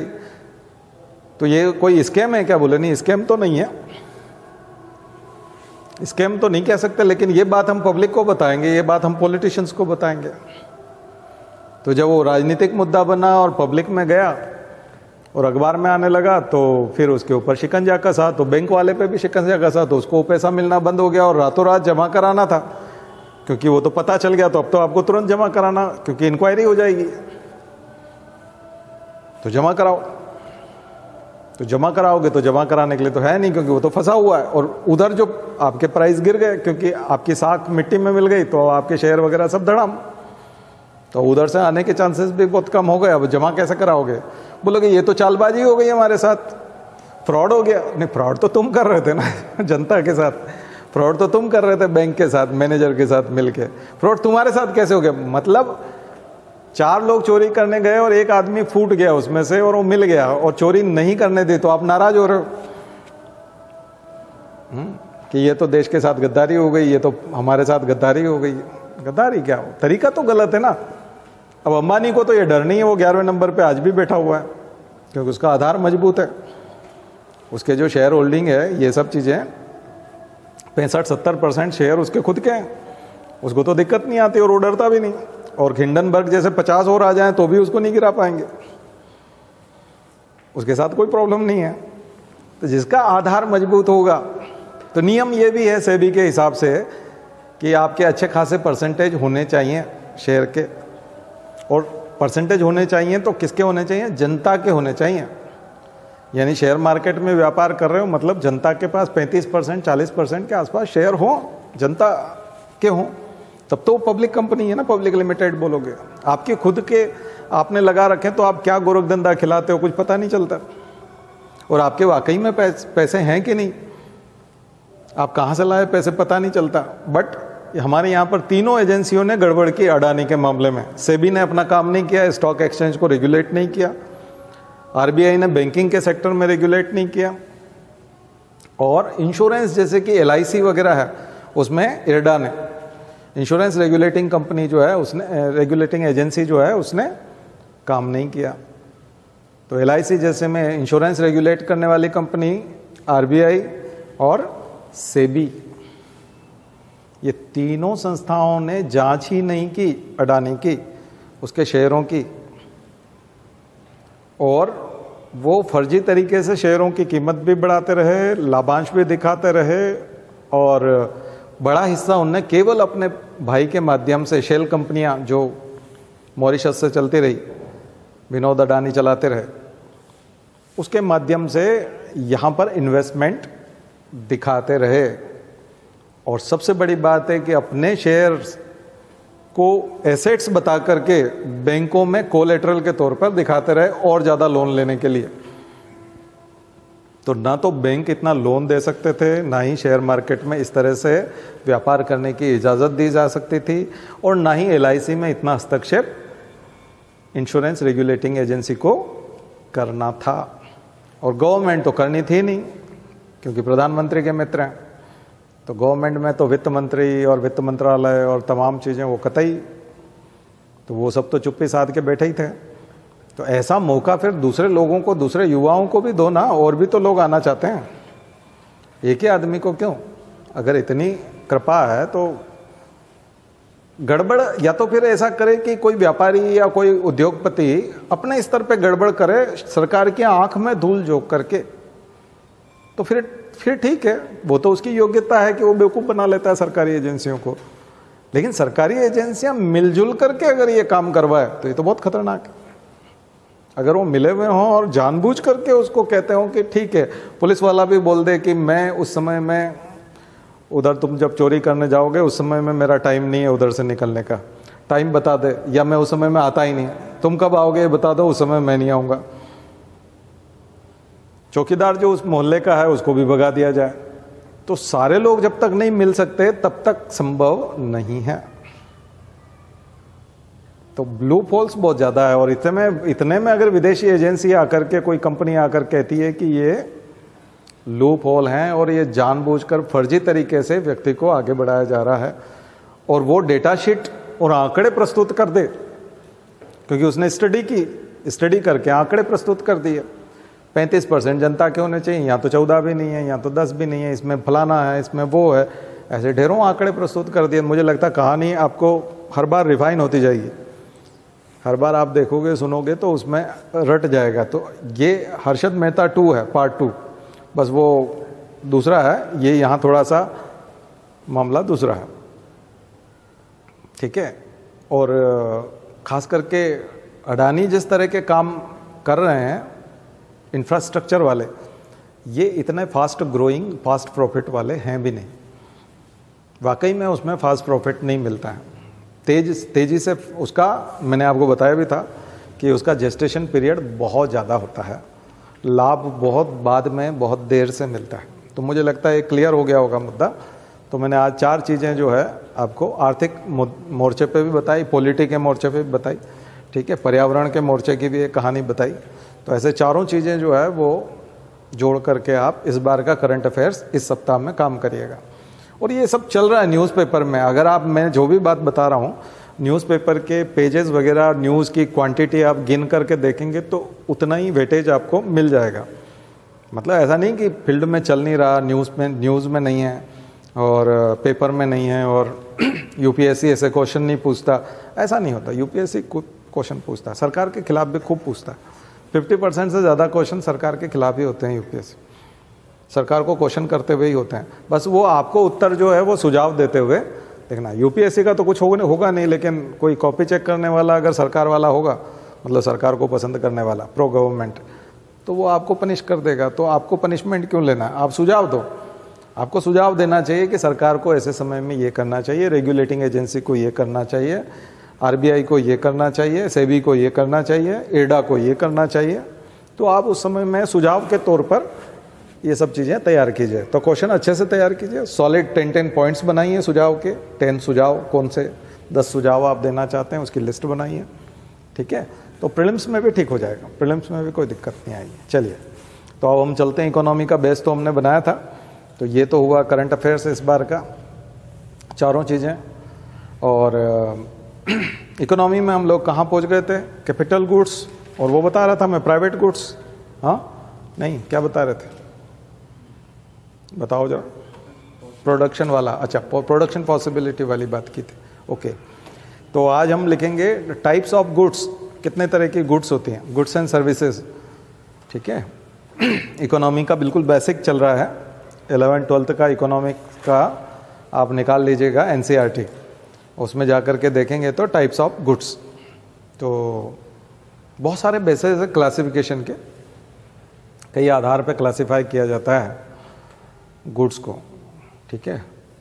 तो उसमें जैसे कि नॉर्मल गुड्स होती हैं, है ना, स्पेशल गुड्स होती हैं, नॉर्मल गुड्स होती हैं, कंज्यूमर गुड्स होती हैं, ऐसी गुड्स जो कंज्यूमर गुड्स जिसको हम कंज्यूम कर जाते हैं उसके बाद बचता नहीं है। कैपिटल गुड्स होती हैं जो पूंजी के तौर पे होती हैं, पूंजीगत वस्तुएं, जैसे कि बिल्डिंग्स होती हैं हमारी, वो कैपिटल गुड्स। प्रॉपर्टी, मूवेबल और इमूवेबल प्रॉपर्टी, कुछ फूड होता है, क्लॉथ्स होते हैं, हमारे कपड़े, भोजन, ये कंज्यूमर गुड्स। फिर ऑनरशिप के आधार पर public goods and private goods, आपने सुना होगा public goods and private goods, ऐसे गुड्स के बहुत सारे क्लासिफिकेशन है, जाके देखिएगा, बहुत सिंपल है। मैं यहाँ थोड़ा सा इसके ऊपर चर्चा कर लेता हूँ, capital goods and consumer goods, ठीक है, capital goods and consumer goods. Capital goods generally आपको फर्म्स के पास ज़्यादा मिलेंगे। अगर हम एक मॉडल बनाइएगा, जाकर के गूगल में लिखिएगा 1 पर्सन इकोनॉमी या 2 पर्सन इकोनॉमी के नाम से, 1 पर्सन इकोनॉमी, कई जगह पे वो 2 पर्सन के नाम से मिलेगा, 2 पर्सन इकोनॉमी, क्योंकि वो फर्म्स को 1 पर्सन मान लेगा और कंज्यूमर को 1 पर्सन मान लेगा, तो वो 2 पर्सन बना लेता है। कई बार उसको 1 पर्सन इकोनॉमी ही कहते हैं। तो इसमें आपको एक साइकिल मिलेगा, वो इन गुड्स को समझना और इन चीज़ों को समझना इकोनॉमी का बेसिक समझने के लिए सबसे बेस्ट है। अभी हम उसमें कॉम्प्लिकेशन में नहीं जा रहे, बिल्कुल एकदम सिंपल तरीके से समझने की कोशिश करेंगे इकोनॉमी को, हम एक ही आदमी को समझने की कोशिश करेंगे। तो आप ऐसे एक तरफ एक सर्कल बना लीजिए, दूसरी तरफ दूसरा सर्कल बना लीजिए, आमने सामने एक सर्कल बना लीजिए। एक तरफ लिख दीजिए हाउस होल्ड्स, ब्रैकेट में लिख दीजिए consumers, house holds, consumer, 2 circle बना लीजिए आमने सामने, ऊपर नीचे नहीं, आमने सामने। और एक में लिख दीजिए हाउस होल्ड्स, ब्रैकेट में कंज्यूमर्स, वो कंज्यूमर्स होंगे हमेशा, हाउस होल्ड्स जो होंगे, परिवार, गृहस्थी, वो क्या होंगी, कंज्यूमर्स, वो कंज्यूम करेंगे। और दूसरी तरफ लिख लीजिएगा firms, producers, firms, industries, producers. दूसरे वाले सर्कल में, गोले में आप लिख लीजिए फर्म्स। क्लियर, वो आपको मिल जाएगा ऐसा 1 पर्सन इकोनॉमी का मॉडल लिख दीजिएगा आगे, 1 person economy model, flow economy, economic flow या फ्लो इकोनॉमी चार्ट। तो ये आपको गूगल में इमेजेस वाले में बना हुआ मिल जाएगा, बट मैं यहाँ आपको समझाने के लिए बात कर रहा हूँ। तो कंज्यूमर्स जो खर्चा करेंगे, नीचे से एक एरो आप उस दिशा में ले जाइए, घुमा करके एक एरो ले जाइए प्रोड्यूसर्स की तरफ, फर्म्स की तरफ, और वहाँ पर होगा एक्सपेंडिचर। किसका एक्सपेंडिचर, कंज्यूमर्स का। कंज्यूमर्स खर्चा करेंगे सामान खरीदने के लिए, goods for goods and services. तो गुड्स एंड सर्विसेज के लिए कंज्यूमर्स खर्चा करेंगे, और वो जो एक्सपेंडिचर करेंगे वो रेवेन्यू होगा फर्म्स का, फर्म्स की कमाई हो जाएगी। ठीक है ना, फर्म उसी से कमाएंगी। फिर फर्म जो है वो फिर खर्चा करेंगी, किस में खर्चा करेंगे? Land, labour, capital. खास करके लेबर को सैलरी देगी, वेजेस देगी। लैंड लेगी तो उसका रेंट होगा, और इंटरेस्ट, कैपिटल होगा तो इंटरेस्ट। और जो एंटरप्रेन्योरशिप और जो ऑर्गेनाइजेशंस और इंस्टीट्यूशंस लगे होंगे फर्म्स के साथ, उनको प्रॉफिट होगा। शेयर होल्डर्स होंगे तो उनको डिविडेंड मिलेगा। तो उनका खर्चा, उनका जो एक्सपेंडिचर है वो उसकी अर्निंग है, किसकी? कंज्यूमर की, क्योंकि कंज्यूमर उसमें लगा हुआ है, वहां से कमा रहा है। आ गया समझ में? तो ये फ्लो समझ में आ गया। फर्म्स खर्चा करती हैं तो कंज्यूमर्स तक सैलरी के तौर पे पैसे आते हैं, क्योंकि वो काम पे लगे रहते हैं। काम कौन करता है? हाउस होल्ड के लोग ही काम करते हैं ना, वही नौकरी करते हैं, उनके यहाँ काम करते हैं, तो उनको पैसा मिलेगा, एम्प्लॉयमेंट मिलेगा। और वो जब खर्चा करते हैं वस्तुएं खरीदने के लिए, तो पर ये मॉडल जितना सीधा सीधा अभी आपको एकदम सर्कल बनता हुआ नजर आ रहा है, ये इतना सीधा नहीं है, और इतना मतलब भोला और इतना सिंपल नहीं है, ये बहुत ही कॉम्प्लिकेटेड है। अब इसमें दूसरे एजेंट्स आएंगे, क्योंकि 3 बड़े एजेंट हैं, 3 बड़े एजेंट हैं इसमें, और वो इसको कॉम्प्लिकेटेड कर देंगे। उनको हम बोलते हैं लीकेजेस, लीकेजेस और इंजेक्शंस मॉडल। लीकेजेस और इंजेक्शंस यानी इस मॉडल में बहुत सारे लीकेजेस हैं, पैसा लीकेज हो जाता है, और बहुत सारे इंजेक्शंस हैं, यानी कि इंजेक्ट होती है, बाहर से कुछ चीज़ें इंजेक्ट होती है। तो 3 मॉडल बीच में, दोनों एरो जहाँ से जा रहे हैं, दोनों सर्कल जो बनाए थे उसमें सबसे ऊपर फाइनेंशियल इंस्टीट्यूशंस, पहला वाला एक स्क्वायर बनाई है, चौकोर डब्बा, और उसमें लिखिए फाइनेंशियल इंस्टीट्यूशंस, दोनों सर्कल के बीच में सबसे ऊपर फाइनेंशियल इंस्टीट्यूशंस। दूसरे नंबर पे लिख सकते हैं गवर्नमेंट, या ऊपर गवर्नमेंट लिख दीजिए, बीच में फाइनेंशियल इंस्टीट्यूट लिख दीजिए, सबसे ऊपर लिख दीजिए गवर्नमेंट, सबसे ऊपर गवर्नमेंट, दूसरे नंबर पर फाइनेंशियल इंस्टीट्यूशंस,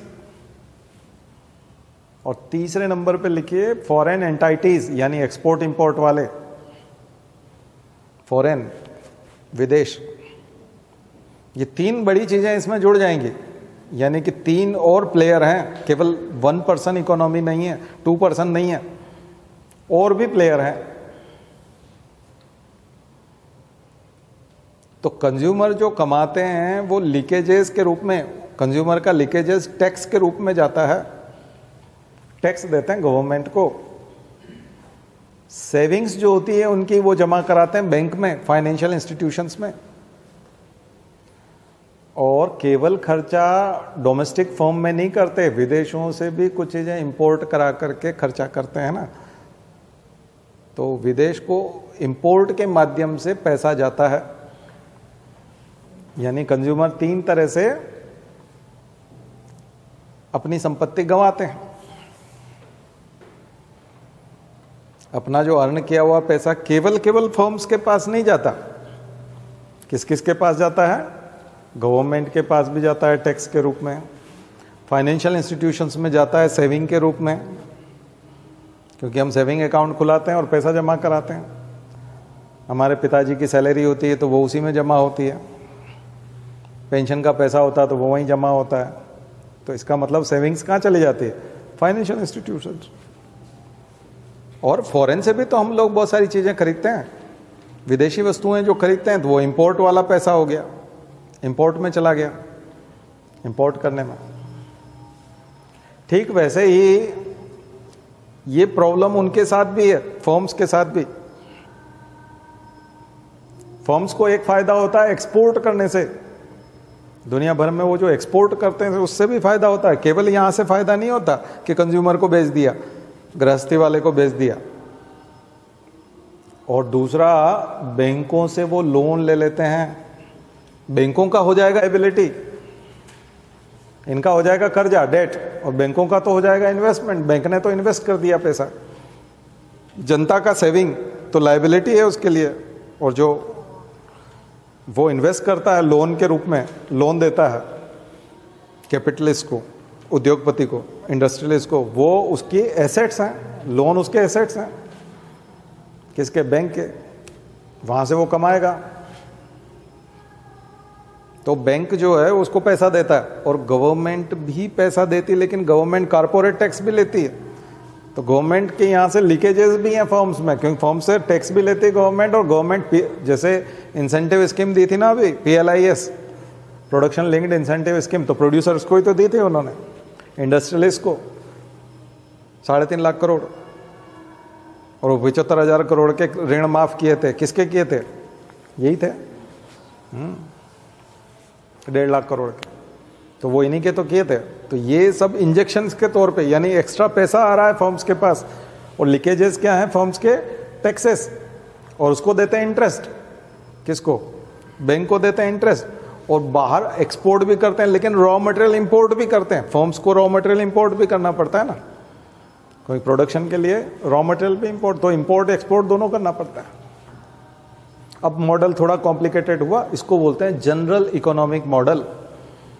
जो मैंने अब बताया ये है जनरल इकोनॉमिक मॉडल। तो आप दोनों सर्च करिएगा, 1 person economic model and general economic model, clear हो जाएगा, कोई खास बात नहीं है, मैंने समझा दिया है। बस एक बार और आपको ये करना होगा कि गूगल में जाकर इमेजेस में जब आप सर्च करेंगे ना, ये दोनों जनरल इकोनॉमिक मॉडल और 1 पर्सन इकोनॉमिक मॉडल, तो जो मेरा वीडियो है वो चला लीजिएगा यूट्यूब वाला, और उसमें वो देखते जाइएगा, दोनों के चार्ट देखते जाइए, तो फिर एकदम पक्का हो जाएगा। तो ये बेसिक्स है, ठीक है, क्योंकि ये जानना बहुत ज़रूरी है कि इकोनॉमी कैसे काम करती है। तो इकोनॉमी ऐसे काम करते हैं। अभी इसमें और भी आ सकते हैं, बहुत सारी एजेंसीज आ सकती हैं, हम अभी इसको और ज़्यादा कॉम्प्लिकेटेड नहीं बना रहे, लेकिन ये जनरल इकोनॉमिक मॉडल हो गया, ठीक है। और फाइनेंशियल इंस्टीट्यूशंस गवर्नमेंट को भी लोन देते हैं, उसको गवर्नमेंट बोरोइंग्स कहते हैं, RBI के माध्यम से देते हैं ना, गवर्नमेंट भी लोन लेती है बैंक से, ठीक है। और सब्सिडीज देती है गवर्नमेंट, तो उससे जनता को फ़ायदा होता है, कंज्यूमर्स को। केवल टैक्स ही नहीं लेती, सब्सिडीज देती है। कई बार वो आपको कीमत कम करवाती है, इन्फ्लेशन को रोकती है, कीमतें कम करवाती है ना गवर्नमेंट बीच में, तो सब्सिडीज, तो वो तो इंजेक्शंस हो जाएंगे कंज्यूमर्स के वहाँ, तो कंज्यूमर्स के पास ज़्यादा पैसा हो जाएगा, ठीक है। तो ये जनरल इकोनॉमिक मॉडल, ये इकोनॉमिक्स कैसे काम करती है उसका बेसिक समझने के लिए बहुत ज़रूरी है।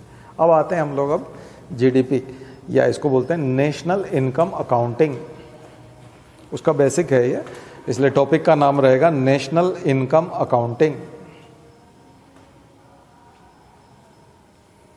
भारतीय राष्ट्रीय आय लेखांकन, हिंदी में राष्ट्रीय आय।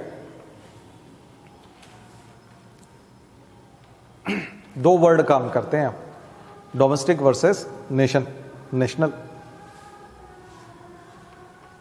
डोमेस्टिक GDP और GNP,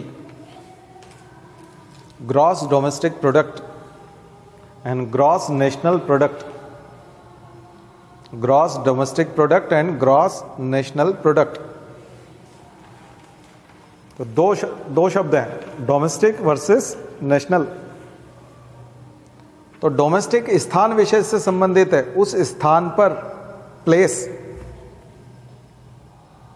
डोमेस्टिक का मतलब है प्लेस, और नेशनल का मतलब होता है सिटीजन्स, पीपल। तो डोमेस्टिक का मतलब होता है स्थान, और उसका मतलब होता है उसकी जनता, उस देश की जनता या सिटीजन। भारत GDP वो होगा, ग्रॉस डोमेस्टिक प्रोडक्ट वो होगा जो भारत की टेरिटरी में है, भारत राज्य की भौगोलिक टेरिटरी में GDP।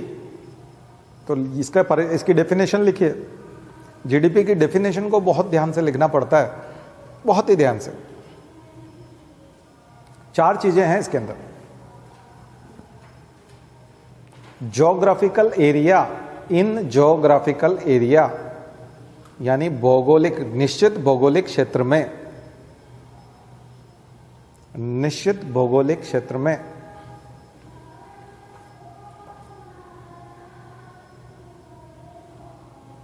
लोगों के द्वारा किया गया उत्पादन, प्रोड्यूस बाय पीपल, सिटीजन नहीं, यहां सिटीजन शब्द नहीं आएगा, ध्यान रखिए।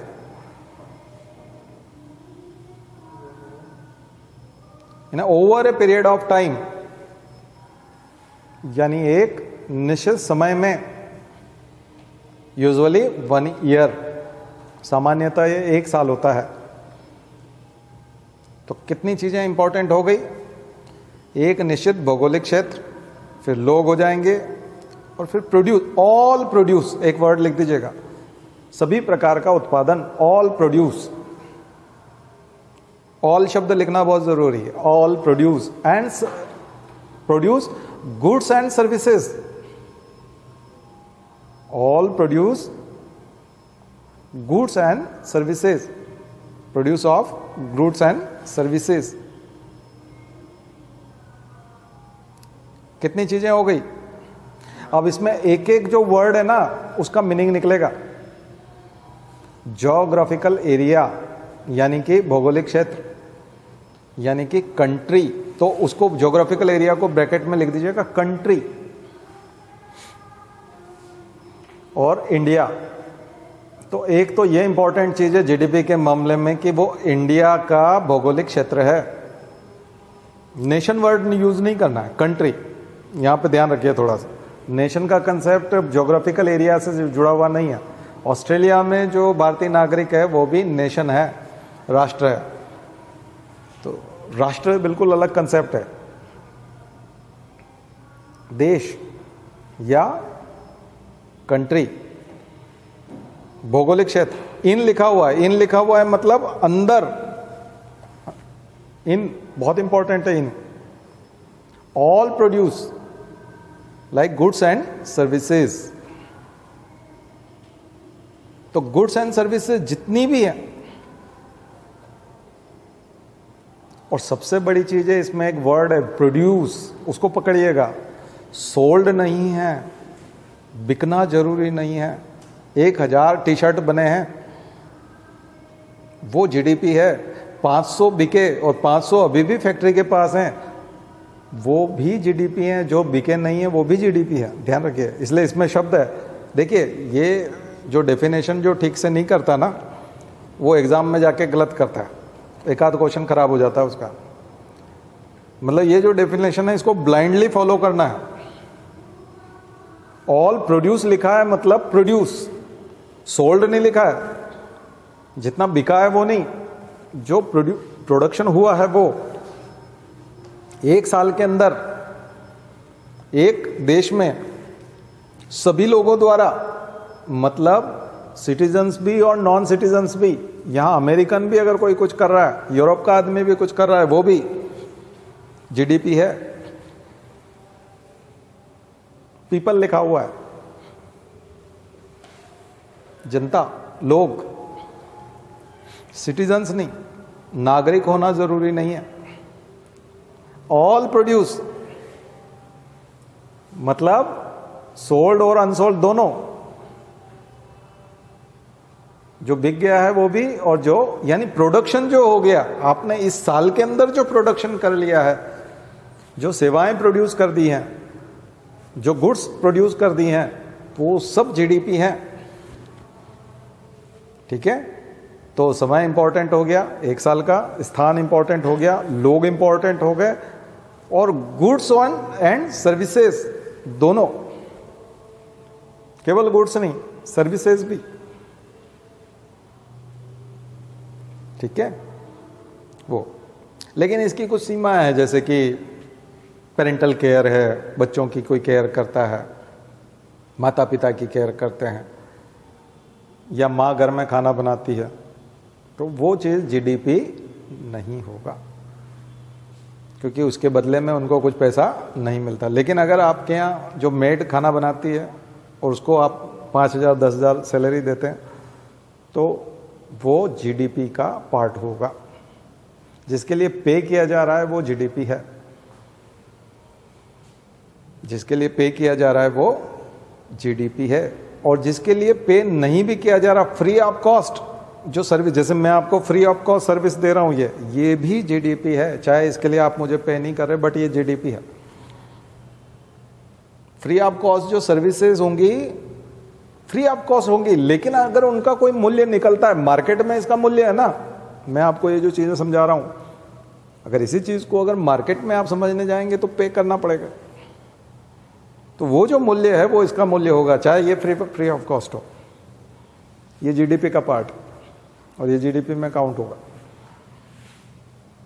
तो कई बार ये क्वेश्चन आ जाता है कि फ्री ऑफ कॉस्ट जो सर्विसेज होंगी, क्योंकि उसको कोई न कोई तो बियर कर रहा है ना, ये मैं बियर कर रहा हूं। मुझे बचपन से लेके अभी तक जितना भी नॉलेज आया है वो बिना पैसे के तो आया नहीं होगा। मुझे जितना भी नॉलेज मिला है वो कुछ पे करने के बाद ही मिला होगा।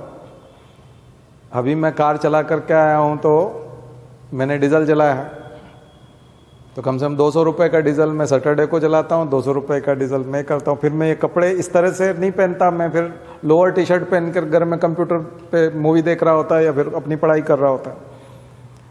तो मेरा जो ड्राई क्लीन का खर्चा है कपड़ों का, उस समय मैं कोट टांग के आता हूँ तो उसका 50 रुपये जो ड्राई क्लीन का खर्चा है। फिर ये जो शूट होता है, कैमरा खरीदते हैं, इसकी कीमत, फिर इसका इंटरेस्ट, और अगर मैंने कोई लोन ले रखा है और उस पर अगर मैं इंटरेस्ट दे रहा हूँ ये स्टेटस मेंटेन करने के लिए, तो हर तरह की कॉस्ट काउंट होगी ना। तो प्रोड्यूस सर्विस तो फ्री में नहीं हो रही ना। यहाँ बिजली चल रही है, गायत्री मंदिर का हॉल है, इसको बनाने में जितने लोगों ने पैसा लगाया, ये सब तो जीडीपी था ना। बात समझ में आई ना। तो वो कॉस्ट चाहे आप बियर नहीं कर रहे हो, लेकिन कोई न कोई तो कर रहा है। इसीलिए कोई अगर जब नेत्रदान का वो जो नेत्र प्रत्यारोपण वाला आई डोनेशन वाला कैंप लगाता है, आई वाला, तो आंखों का मोतियाबिंद का कैटरेक्ट का ऑपरेशन होता है और लोग चश्मा भी लगाते हैं, उनको दवाई भी फ्री में दी जाती है, चश्मा भी फ्री दिया जाता है, क्योंकि वो किसी न किसी रईस आदमी ने पैसा दिया हुआ है कि हमारी तरफ से हमारे पिताजी की स्मृति में, स्वर्गीय फलाना की स्मृति में हम ये कैंप आयोजित कर रहे हैं, इसमें 200 लोगों का आँख का ऑपरेशन होगा। तो डॉक्टर को तो पे किया है ना, या डॉक्टर ने भी अपनी सेवाएं दी है, लेकिन वो डॉक्टर जो बना है उसका मेडिकल कॉलेज का खर्चा हुआ है, चाहे वो वहाँ उस दिन फ्री कर रहा है, लेकिन वो डॉक्टर तो ऐसा ही नहीं बना, उसने तो कहीं न कहीं पे करके ही फिर डॉक्टर बना है। तो उस दिन की सर्विस तो पेड सर्विस है, वो मानी ही जाएगी, तो वो जीडीपी है। बात समझ में आई ना। और वो जो धनपति आदमी जो पैसा दे रहा है उसका, वो कहीं न कहीं से पैसा तो उसने कमाया है, तो इसका मतलब टेंट वाले को तो पैसा मिला है, टेबल वाले को तो पैसा मिला है, नर्सिंग करने वाले लोग जो होंगे वहाँ उनको तो पैसा मिला है। तो इसलिए फ्री ऑफ कॉस्ट भी चीज़ें जो होती है वो भी जीडीपी का पार्ट होती हैं। ठीक है, इसलिए जीडीपी बहुत एक जनरल कॉन्सेप्ट है, बड़ा कॉन्सेप्ट। तो जितनी भी राष्ट्र के अंदर गतिविधियां चल रही है, आर्थिक गतिविधियां, इकोनॉमिक एक्टिविटीज, जिसमें लेन देन हो रहा है, एक्सचेंज हो रहा है, जिसमें प्रॉफिट और लॉस जुड़ा हुआ है, जिसमें इनकम हो रही है और जिसमें कुछ न कुछ प्रोड्यूस हो रहा है, वो सब जीडीपी है। आया समझ? वो सारी चीजें जीडीपी। तो ये आपको जीडीपी से जुड़े हुए जब क्वेश्चंस आएंगे तो इनकम की अवधारणा तो सबसे पहले तो जीडीपी, ठीक है। बट जीडीपी में विदेश में अगर कोई व्यक्ति पैसा कमा रहा है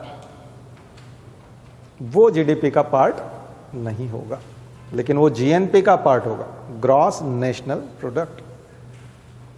और यहां जो विदेशी आदमी कमा रहा है वो अमेरिका का जीएनपी होगा। अगर अमेरिका का आदमी भारत में कमा रहा है तो अमेरिका का जीएनपी होगा। ठीक है, आ गया ना समझ? नेशनल। एक्सपोर्ट इंपोर्ट भी इसी आधार पर काम करेंगे, एक्सपोर्ट इंपोर्ट वाली चीजें भी है। हम लोग जो रेमिटेंसेज आते हैं, तो जो रेमिटेंसेज आते हैं, जो विदेशों से जो पैसा कमा करके जो लोग भेजते हैं, अगर वो इंडियन नेशनल हैं, अभी उन्होंने नागरिकता नहीं छोड़ी है, तो वो जीएनपी होगा। ठीक है, लेकिन अगर वो नागरिकता छोड़ चुके हैं तो वो रेमिटेंसेज जीएनपी का पार्ट नहीं होगा। रेमिटेंस यानी कि रेमिटेंस नहीं बोलेंगे, उसको बोलेंगे फॉरेन मनी का एंट्री हो रहा है हमारे यहाँ, विदेश से पैसा आ रहा है, लेकिन वो जीएनपी नहीं है। तो क्या GDP is equal to GNP हो सकता है? पॉसिबल है? नियर इम्पॉसिबल है।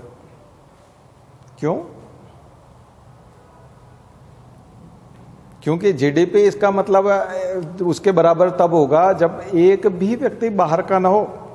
सारे भारत में जितना कुछ प्रोड्यूस हो रहा है गुड्स एंड सर्विसेज, वो केवल भारत के नागरिक ही कर रहे हों। बात समझ में आ रही है? और भारत का व्यक्ति विदेश में जाकर के 1 रुपया भी नहीं कमा रहा हो, तब दोनों कंडीशन में।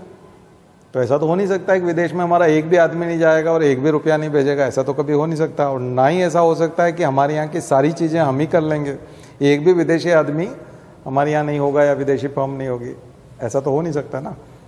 तो ये जिस दिन होगा उसको बोलेंगे GDP is equal to GNP, but वो पॉसिबल नहीं है। तो जीडीपी वर्सेस जीएनपी थोड़ा सा अच्छे से देख लीजिएगा, पढ़ लीजिएगा, दोनों के 5-5 लक्षण लिख लीजिएगा, एग्जाम्पल लिख लीजिएगा, ठीक है। ये चीज़ें समझ में आ जाएंगी आपको। नेशनल इनकम अकाउंटिंग, इसको बोलेंगे नेशनल इनकम अकाउंटिंग। और इसको करने के लिए टेस्ट अध्ययन करने के लिए, स्टडी करने के 3 मेथड होते हैं, एक्सपेंडिचर मेथड, इनकम मेथड और प्रोडक्शन मेथड। सरकार जो फॉलो करती है वो प्रोडक्शन मेथड को ज़्यादा करती है। एक्सपेंडिचर मेथड का मतलब होता है कि हमारे देश के कंज्यूमर भी एक्सपेंडिचर करते हैं, खर्चा करते हैं, फर्म्स भी खर्चा करती है, गवर्नमेंट भी खर्चा करती है। तो कंज्यूमर जो खर्चा करते हैं उसको सी लिखते हैं, C+G+I। आई मतलब फर्म्स, इंडस्ट्रीज, यहाँ कुछ भी लिख सकते हैं लेकिन आई लिखते हैं उसको। तो C+G+I तीनों का एक्सपेंडिचर, प्लस एक्सपोर्ट, एक्स लिखते हैं उसको, प्लस एक्स माइनस एम। तो C+G+I प्लस एक्स, यानी जो हम एक्सपोर्ट करते हैं दूसरे देशों को, माइनस एम इंपोर्ट, इंपोर्ट को माइनस कर देंगे। क्योंकि कौन कौन इंपोर्ट करते हैं? गवर्नमेंट भी इंपोर्ट करती है, फर्म्स भी इंपोर्ट करते हैं, और सिटीजन्स यानी कि हमारे कंज्यूमर्स, लोग, हाउस होल्ड्स, वो भी इंपोर्ट करते हैं। तो तीनों के इंपोर्ट को माइनस कर दिया जाता है। तो तीनों के इंपोर्ट को जब हम माइनस कर देते हैं तो वो हमारा जीडीपी होता है। इस तरह के जीडीपी निकालने के तरीके को बोलते हैं एक्सपेंडिचर मेथड। तो जाकर के एक्सपेंडिचर मेथड भी देखिए, फार्मूला मिल जाएगा आपको। दूसरा इनकम मेथड। इनकम मेथड का मतलब ये होता है कि आपने जो लैंड लिया है, फर्म्स जो लैंड लेती हैं वो क्या करती हैं? रेंट देती हैं, लैंड के ऊपर रेंट देती हैं। जो लेबर लेते हैं तो फैक्टर कॉस्ट, इसको बोलते हैं फैक्टर कॉस्ट। तो 4 बड़े फैक्टर हैं, land, labour, capital and entrepreneurship. Entrepreneurship भी बोल सकते हैं, इंस्टीट्यूशंस भी बोल सकते हैं, ऑर्गेनाइजेशंस भी बोल सकते हैं, है ना। प्रॉफिट मेकिंग एजेंसी हैं ये सारी, तो इनको प्रॉफिट मिलता है, तो ये प्रॉफिट लेती हैं। तो उसमें आर मतलब रेंट प्लस वेजेस, कंज्यूमर्स जो होंगे वो लेबर के तौर पे काम करेंगे तो वेजेस लेंगे यानी कि सैलरी। तो आर प्लस और इंटरेस्ट प्लस आय, तो R plus W plus I, ठीक है। और तीसरे में प्रॉफिट हो जाएगा, जो प्रॉफिट होगा इनका, एजेंसीज का, इंस्टीट्यूशंस का, ठीक है, एंटरप्रेन्योरशिप का। ये चारों को जब जोड़ देते हैं तो उसको क्या बोलते हैं? Income method. ये इनकम मेथड है। और चौथा है प्रोडक्शन मेथड, तीसरा है प्रोडक्शन मेथड। 3 तरीके हैं प्रोडक्शन मेथड। प्रोडक्शन मेथड को हम लोग वैल्यू एडेड मेथड भी बोलते हैं। वैल्यू एडेड, इसमें वैल्यू ऐड होती जाती है, वैल्यू ऐड होती जाती है अलग अलग टायर पर। माइनिंग से लेकर के किसान जो उगाते हैं किसी चीज़ को, गेहूं से पूरी तरह से ब्रेड बन करके आता है तो गेहूं को पीसने वाला भी वैल्यू ऐड करता है, वो आटा बनाने की वैल्यू को ऐड कर देगा। फिर बेकरी वाला उस आटे से ब्रेड बनाने वाले, फिर आटा बेकरी से जो ब्रेड आया वो सेल करेगा दुकानदार, वो फिर वैल्यू ऐड कर देगा। तो ऐसे करके वैल्यू एडेड होती जाती है। तो इसको बोलते हैं हम लोग सम जो होता है ग्रॉस वैल्यू एडेड GVA क्या बोलते हैं इसको, GVA ग्रॉस वैल्यू एडेड, इन सब का सम, जितनी भी वैल्यू एड हुई उन सब का टोटल सम सिग्मा से हम लोग करते हैं। जब स्टैटिस्टिक्स पढ़ते हो तो आप सिग्मा से सम निकालते हो, तो सबको जोड़ देते हैं एंटायर सारी चीज़ों को। अब इसमें और थोड़े छोटे मोटे कॉम्प्लेक्स हैं कि जैसे एक्सपोर्ट किया इंपोर्ट किया उसका कुछ खर्चा है और कुछ और है, उन सबको माइनस करेंगे, वो कोई इतना बड़ा नहीं, लेकिन मोटे तौर पे मैंने आपको समझा दिया, क्योंकि बिना बोर्ड के और उसके पढ़ाना तो ये सब चीज़ें बहुत मुश्किल है, बिना लिखे मैं आपको बता रहा हूँ, लेकिन एक पिक्चराइजेशन तो कोशिश कर रहा हूँ कि आपके सामने चल रहा है। ठीक है, तो हम मेटावर्स में हैं मान के चलिए। ठीक है, हमारी तो सारी क्लासेस ही मेटावर्स में है, क्योंकि हम पिक्चराइजेशन कर देते हैं। ठीक है, आप पुराना भी देखोगे कुछ तो स्टोरी फॉर्म में दिखेगा आपको हर चीज़, बहुत मुश्किल होता है ये। बट अगर ये आपने गहन रूप से समझा होता है, वो टीचर के पास तो क्या नोट्स भी होते हैं, फिर सपोर्ट भी रहता है, फिर स्क्रीन भी रहती है, खुद का लैपटॉप भी रहता है, फिर वो उसी को बोल बोल के लिखवाता, जहाँ कहीं पे भी आप उसकी कमजोरी को समझो तुरंत बोलता है लिखो तो वो तुरंत वो डिक्टेट कराने लगता है, तो एक लाइन बोल देता है, ये करता है, इतनी देर में वो समझ जाता है कि मुझे क्या बताना है। तो उसके पास तो काफ़ी गुंजाइश होती है। हम तो यहाँ माइक पकड़ के बैठे हैं, तो अगर हमको आता है तो हम बता पाएंगे, नहीं तो रुक जाएंगे, बता ही नहीं पाएंगे, बहुत मुश्किल होता है। ये वाला टीचिंग का स्टाइल सबसे टफ है। ठीक है, वो जो है वो तो उसके सहारे के लिए 50 चीज़ें, और सबसे बड़ा सहारा है डिक्टेशन। तुरंत बोलता है लिखो, मुझे क्या देख रहा लिखना वो ऐसे करता है ना, मतलब जबकि चिड़ा हुआ वो है क्योंकि भूल गया ना, तो उससे लिखवाता रहता है। लिखने का क्या मतलब है, लिखने का तो कोई मतलब ही नहीं है, नोट्स में सब लिखा हुआ है। अब आजकल तो PDF है, आजकल तो गूगल पे आप हर चीज़ मिल जाएगी, इमेजेस मिल जाएंगी, PDF मिल जाएंगे। कोई छूट गया तो कोई तुमसे पूछने थोड़ी आएगा कि बस उसको जाके आत्महत्या कर लेगा, मेरा आज छूट गया। कुछ नहीं रखा, तुम्हारा कोई अस्तित्व नहीं है लिखवाने वाले का। ठीक है, कोई मतलब नहीं, 1000 चीज़ें, 50 तरह के नोट्स हैं, एक से एक सुंदर नोट्स है। वो तो पता नहीं क्या कैसे कीड़े मकोड़े टाइप क्या तो लिख रहा है, उसको खुद को भी पता नहीं क्या लिखा है उसने। ठीक है, उससे सुंदर सुंदर नोट्स मिल जाएंगे, किताबें मिल जाएंगी, एक से एक चीज़ें हैं। तो इसलिए समझने की बात है, समझ में आता है कि नहीं वो बहुत बड़ी बात है, बाकी लिखना विखना तो सब फालतू बात है। ठीक है, वो डिक्टेशन में ही पूरा टाइम है। आप दिल्ली में कभी झांक के आना, किसी भी कोचिंग क्लास में जाकर के झांक सकते हो, ऐसे थोड़ा सा, वहाँ कोई पैसा नहीं लगता, मतलब कहीं पे भी क्लासरूम लिखा होगा फलाना क्लासरूम नंबर 1, 1 से लेकर 200 तक भी क्लासरूम होते हैं किसी किसी के पास, 20-20 तो बहुत लोगों के पास है, 10-10 भी बहुत लोगों के पास है। लेकिन उनके क्लासरूम में जाओगे तो बड़ी सी भीड़ और एक टीचर और सारे लोग झुके हुए हैं कॉपी के ऊपर, और वो जो बोल रहा है उसको लिख रहे हैं, और वो नीचे जाएगा तो फोटो कॉपी वाले के यहाँ वो मिल जाए, अच्छा वही मिल जाएगा वो पूरा जो का वो जो सारा लिखा है वो अच्छी हैंड राइटिंग में फोटो कॉपी वाला नीचे मिल जाता है, वो 50-80 रुपये में वो बेच रहा होता है। ठीक है, बहुत ही सस्ता होता है, 30 रुपये 40 रुपये पेज, 40 पैसे पेज वाला ही होता है, लेकिन वो मिल जाता है, अच्छी क्वालिटी में मिलता है, और सुंदर हैंड राइटिंग में, और समझे समझाए ढंग से। मुझे तो लगता है कोचिंग वाले खुद ही लीक करवाते हैं और जानबूझ के अपने प्रचार के लिए वो करते हैं। वहाँ का ड्रामा मेरे को पूरी अच्छी तरह से पता है। हमारे बहुत सारे IAS दोस्त हैं, तो वो जो हमारे साथ पढ़ते थे और वो दिल्ली कोचिंग करने गए, तो हम नाम लेते हैं ना उसका टीचर का, क्यों उससे पढ़ने गए थे, अरे मूड मत खराब करो यार, वो कोई पढ़ने लायक आदमी, मतलब हमें शर्म आती है कि हम ऐसी कोचिंग में भी गए थे, मतलब उसकी सीढ़ियाँ चढ़े थे। बोले एकदम रद्दी आदमी है, तो उसको तो कुछ आता ही नहीं है। तो वो पर वो 6 महीने बाद समझ में आया कि इसको कुछ नहीं आता है, बेवकूफ़ बना रहा है, क्योंकि हम तो लिखते रहते थे, वो लिखवाता रहता था, भयंकर लिखवाता था। हम भी यहाँ है ना, ये हॉल पूरा कचाकच हो जाएगा और पूरे देश में मेरा नाम मैं कुछ ना करूँ, मैं मोबाइल से या पर्चे ले आऊँ कुछ 8-10 और उन्हीं को पढ़ दिया करूँ और आप सबको लिखवाऊँ, तो आप घर जाओगे तो 8-10 पेज रहेंगे आपके पास, और घर वाले भी कहेंगे अब तुम बहुत मेहनती हो, बहुत लिख के लाते हो, है ना। आपके दिमाग में कितना घुसा उससे कोई लेना देना नहीं है। ठीक है, आपने हाथ से कितना लिख दिया कॉपी में, उसी को पढ़ाई मानी जाती है। हमारे घर वाले भी सब उसी को पढ़ाई मानते हैं। आप इसलिए तो यहाँ बहुत कम लोग आते हैं, क्योंकि उनसे पूछते होंगे ना घर वाले, वहाँ क्या क्या लिख के आए, कहाँ कॉपी दिखाओ, तो उसमें कुछ मिलता नहीं है। बोले हम तो वहाँ बैठ के सुन रहे थे, तो बोले कल से जाना मत ऐसे सुनने से कुछ नहीं होगा, लिखा हुआ कहाँ है ना। तो बहुत ही गलत कंसेप्शन बना हुआ है, बहुत ही बुरी हालत है हमारे देश की शिक्षा व्यवस्था की। पर ठीक है, हम तो नहीं बढ़ाना चाहते ऐसी भीड़, जो समझते हैं वो ठीक है, नहीं तो फिर वो बाद में जाके गाली दे रहे होते हैं। वो बोले वो तो बहुत ही रद्दी टाइप के आदमी है, बहुत ही रद्दी टाइप के आदमी जो है, जिनका कोई IQ नहीं है, कोई लेवल नहीं है। इधर जाके बस आपसे क्लास से छूटे सीधा जाके सिगरेट और फिर शाम को दारू और फिर ये दूसरे दिन वही पुराना कॉपी उठा करके पढ़ने लग जाते हैं वहाँ जाके। तैयारी वैयारी तो करना ही नहीं है ना, दिमाग स्थायी रहे उसकी कोई ज़रूरत ही नहीं है। नोट करना है, नोट कराना है, बहुत ही खतरनाक। मैं तो चाहता हूँ ये सब चीज़ें सुने वो महापुरुष लोग इसलिए मैं तो डालता हूँ सब चीज़, और शुरू से ही बोलता हूँ मैं उनके बारे में। तो यही है।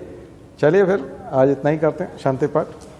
ओम द्यौ शांति अंतरिक्षगुम शांति पृथ्वी शांतिरापः शांतिरौषधयः शांति वनस्पतयः शांतिर्विश्वे देवा शांतिर्ब्रह्म शांति सर्वगम शांति शांतिरेव शांति सामा शांतिरेधि। ओम शांति शांति शांति सर्वारिष्टासु शांतिर्भवतु। बोले गायत्री माता की, परम पूज्य गुरुदेव की, परम वंदनीय माता जी की। हम सुधरेंगे, हम बदलेंगे, एक बनेंगे। जन्म जहाँ पर, अन्न जहाँ का, ज्ञान जहाँ से, वह है प्यारा। देश की रक्षा कौन करेगा? मानव मात्र, नर और नारी, जाति वंश सब, भारत माता की, भारतीय संस्कृति की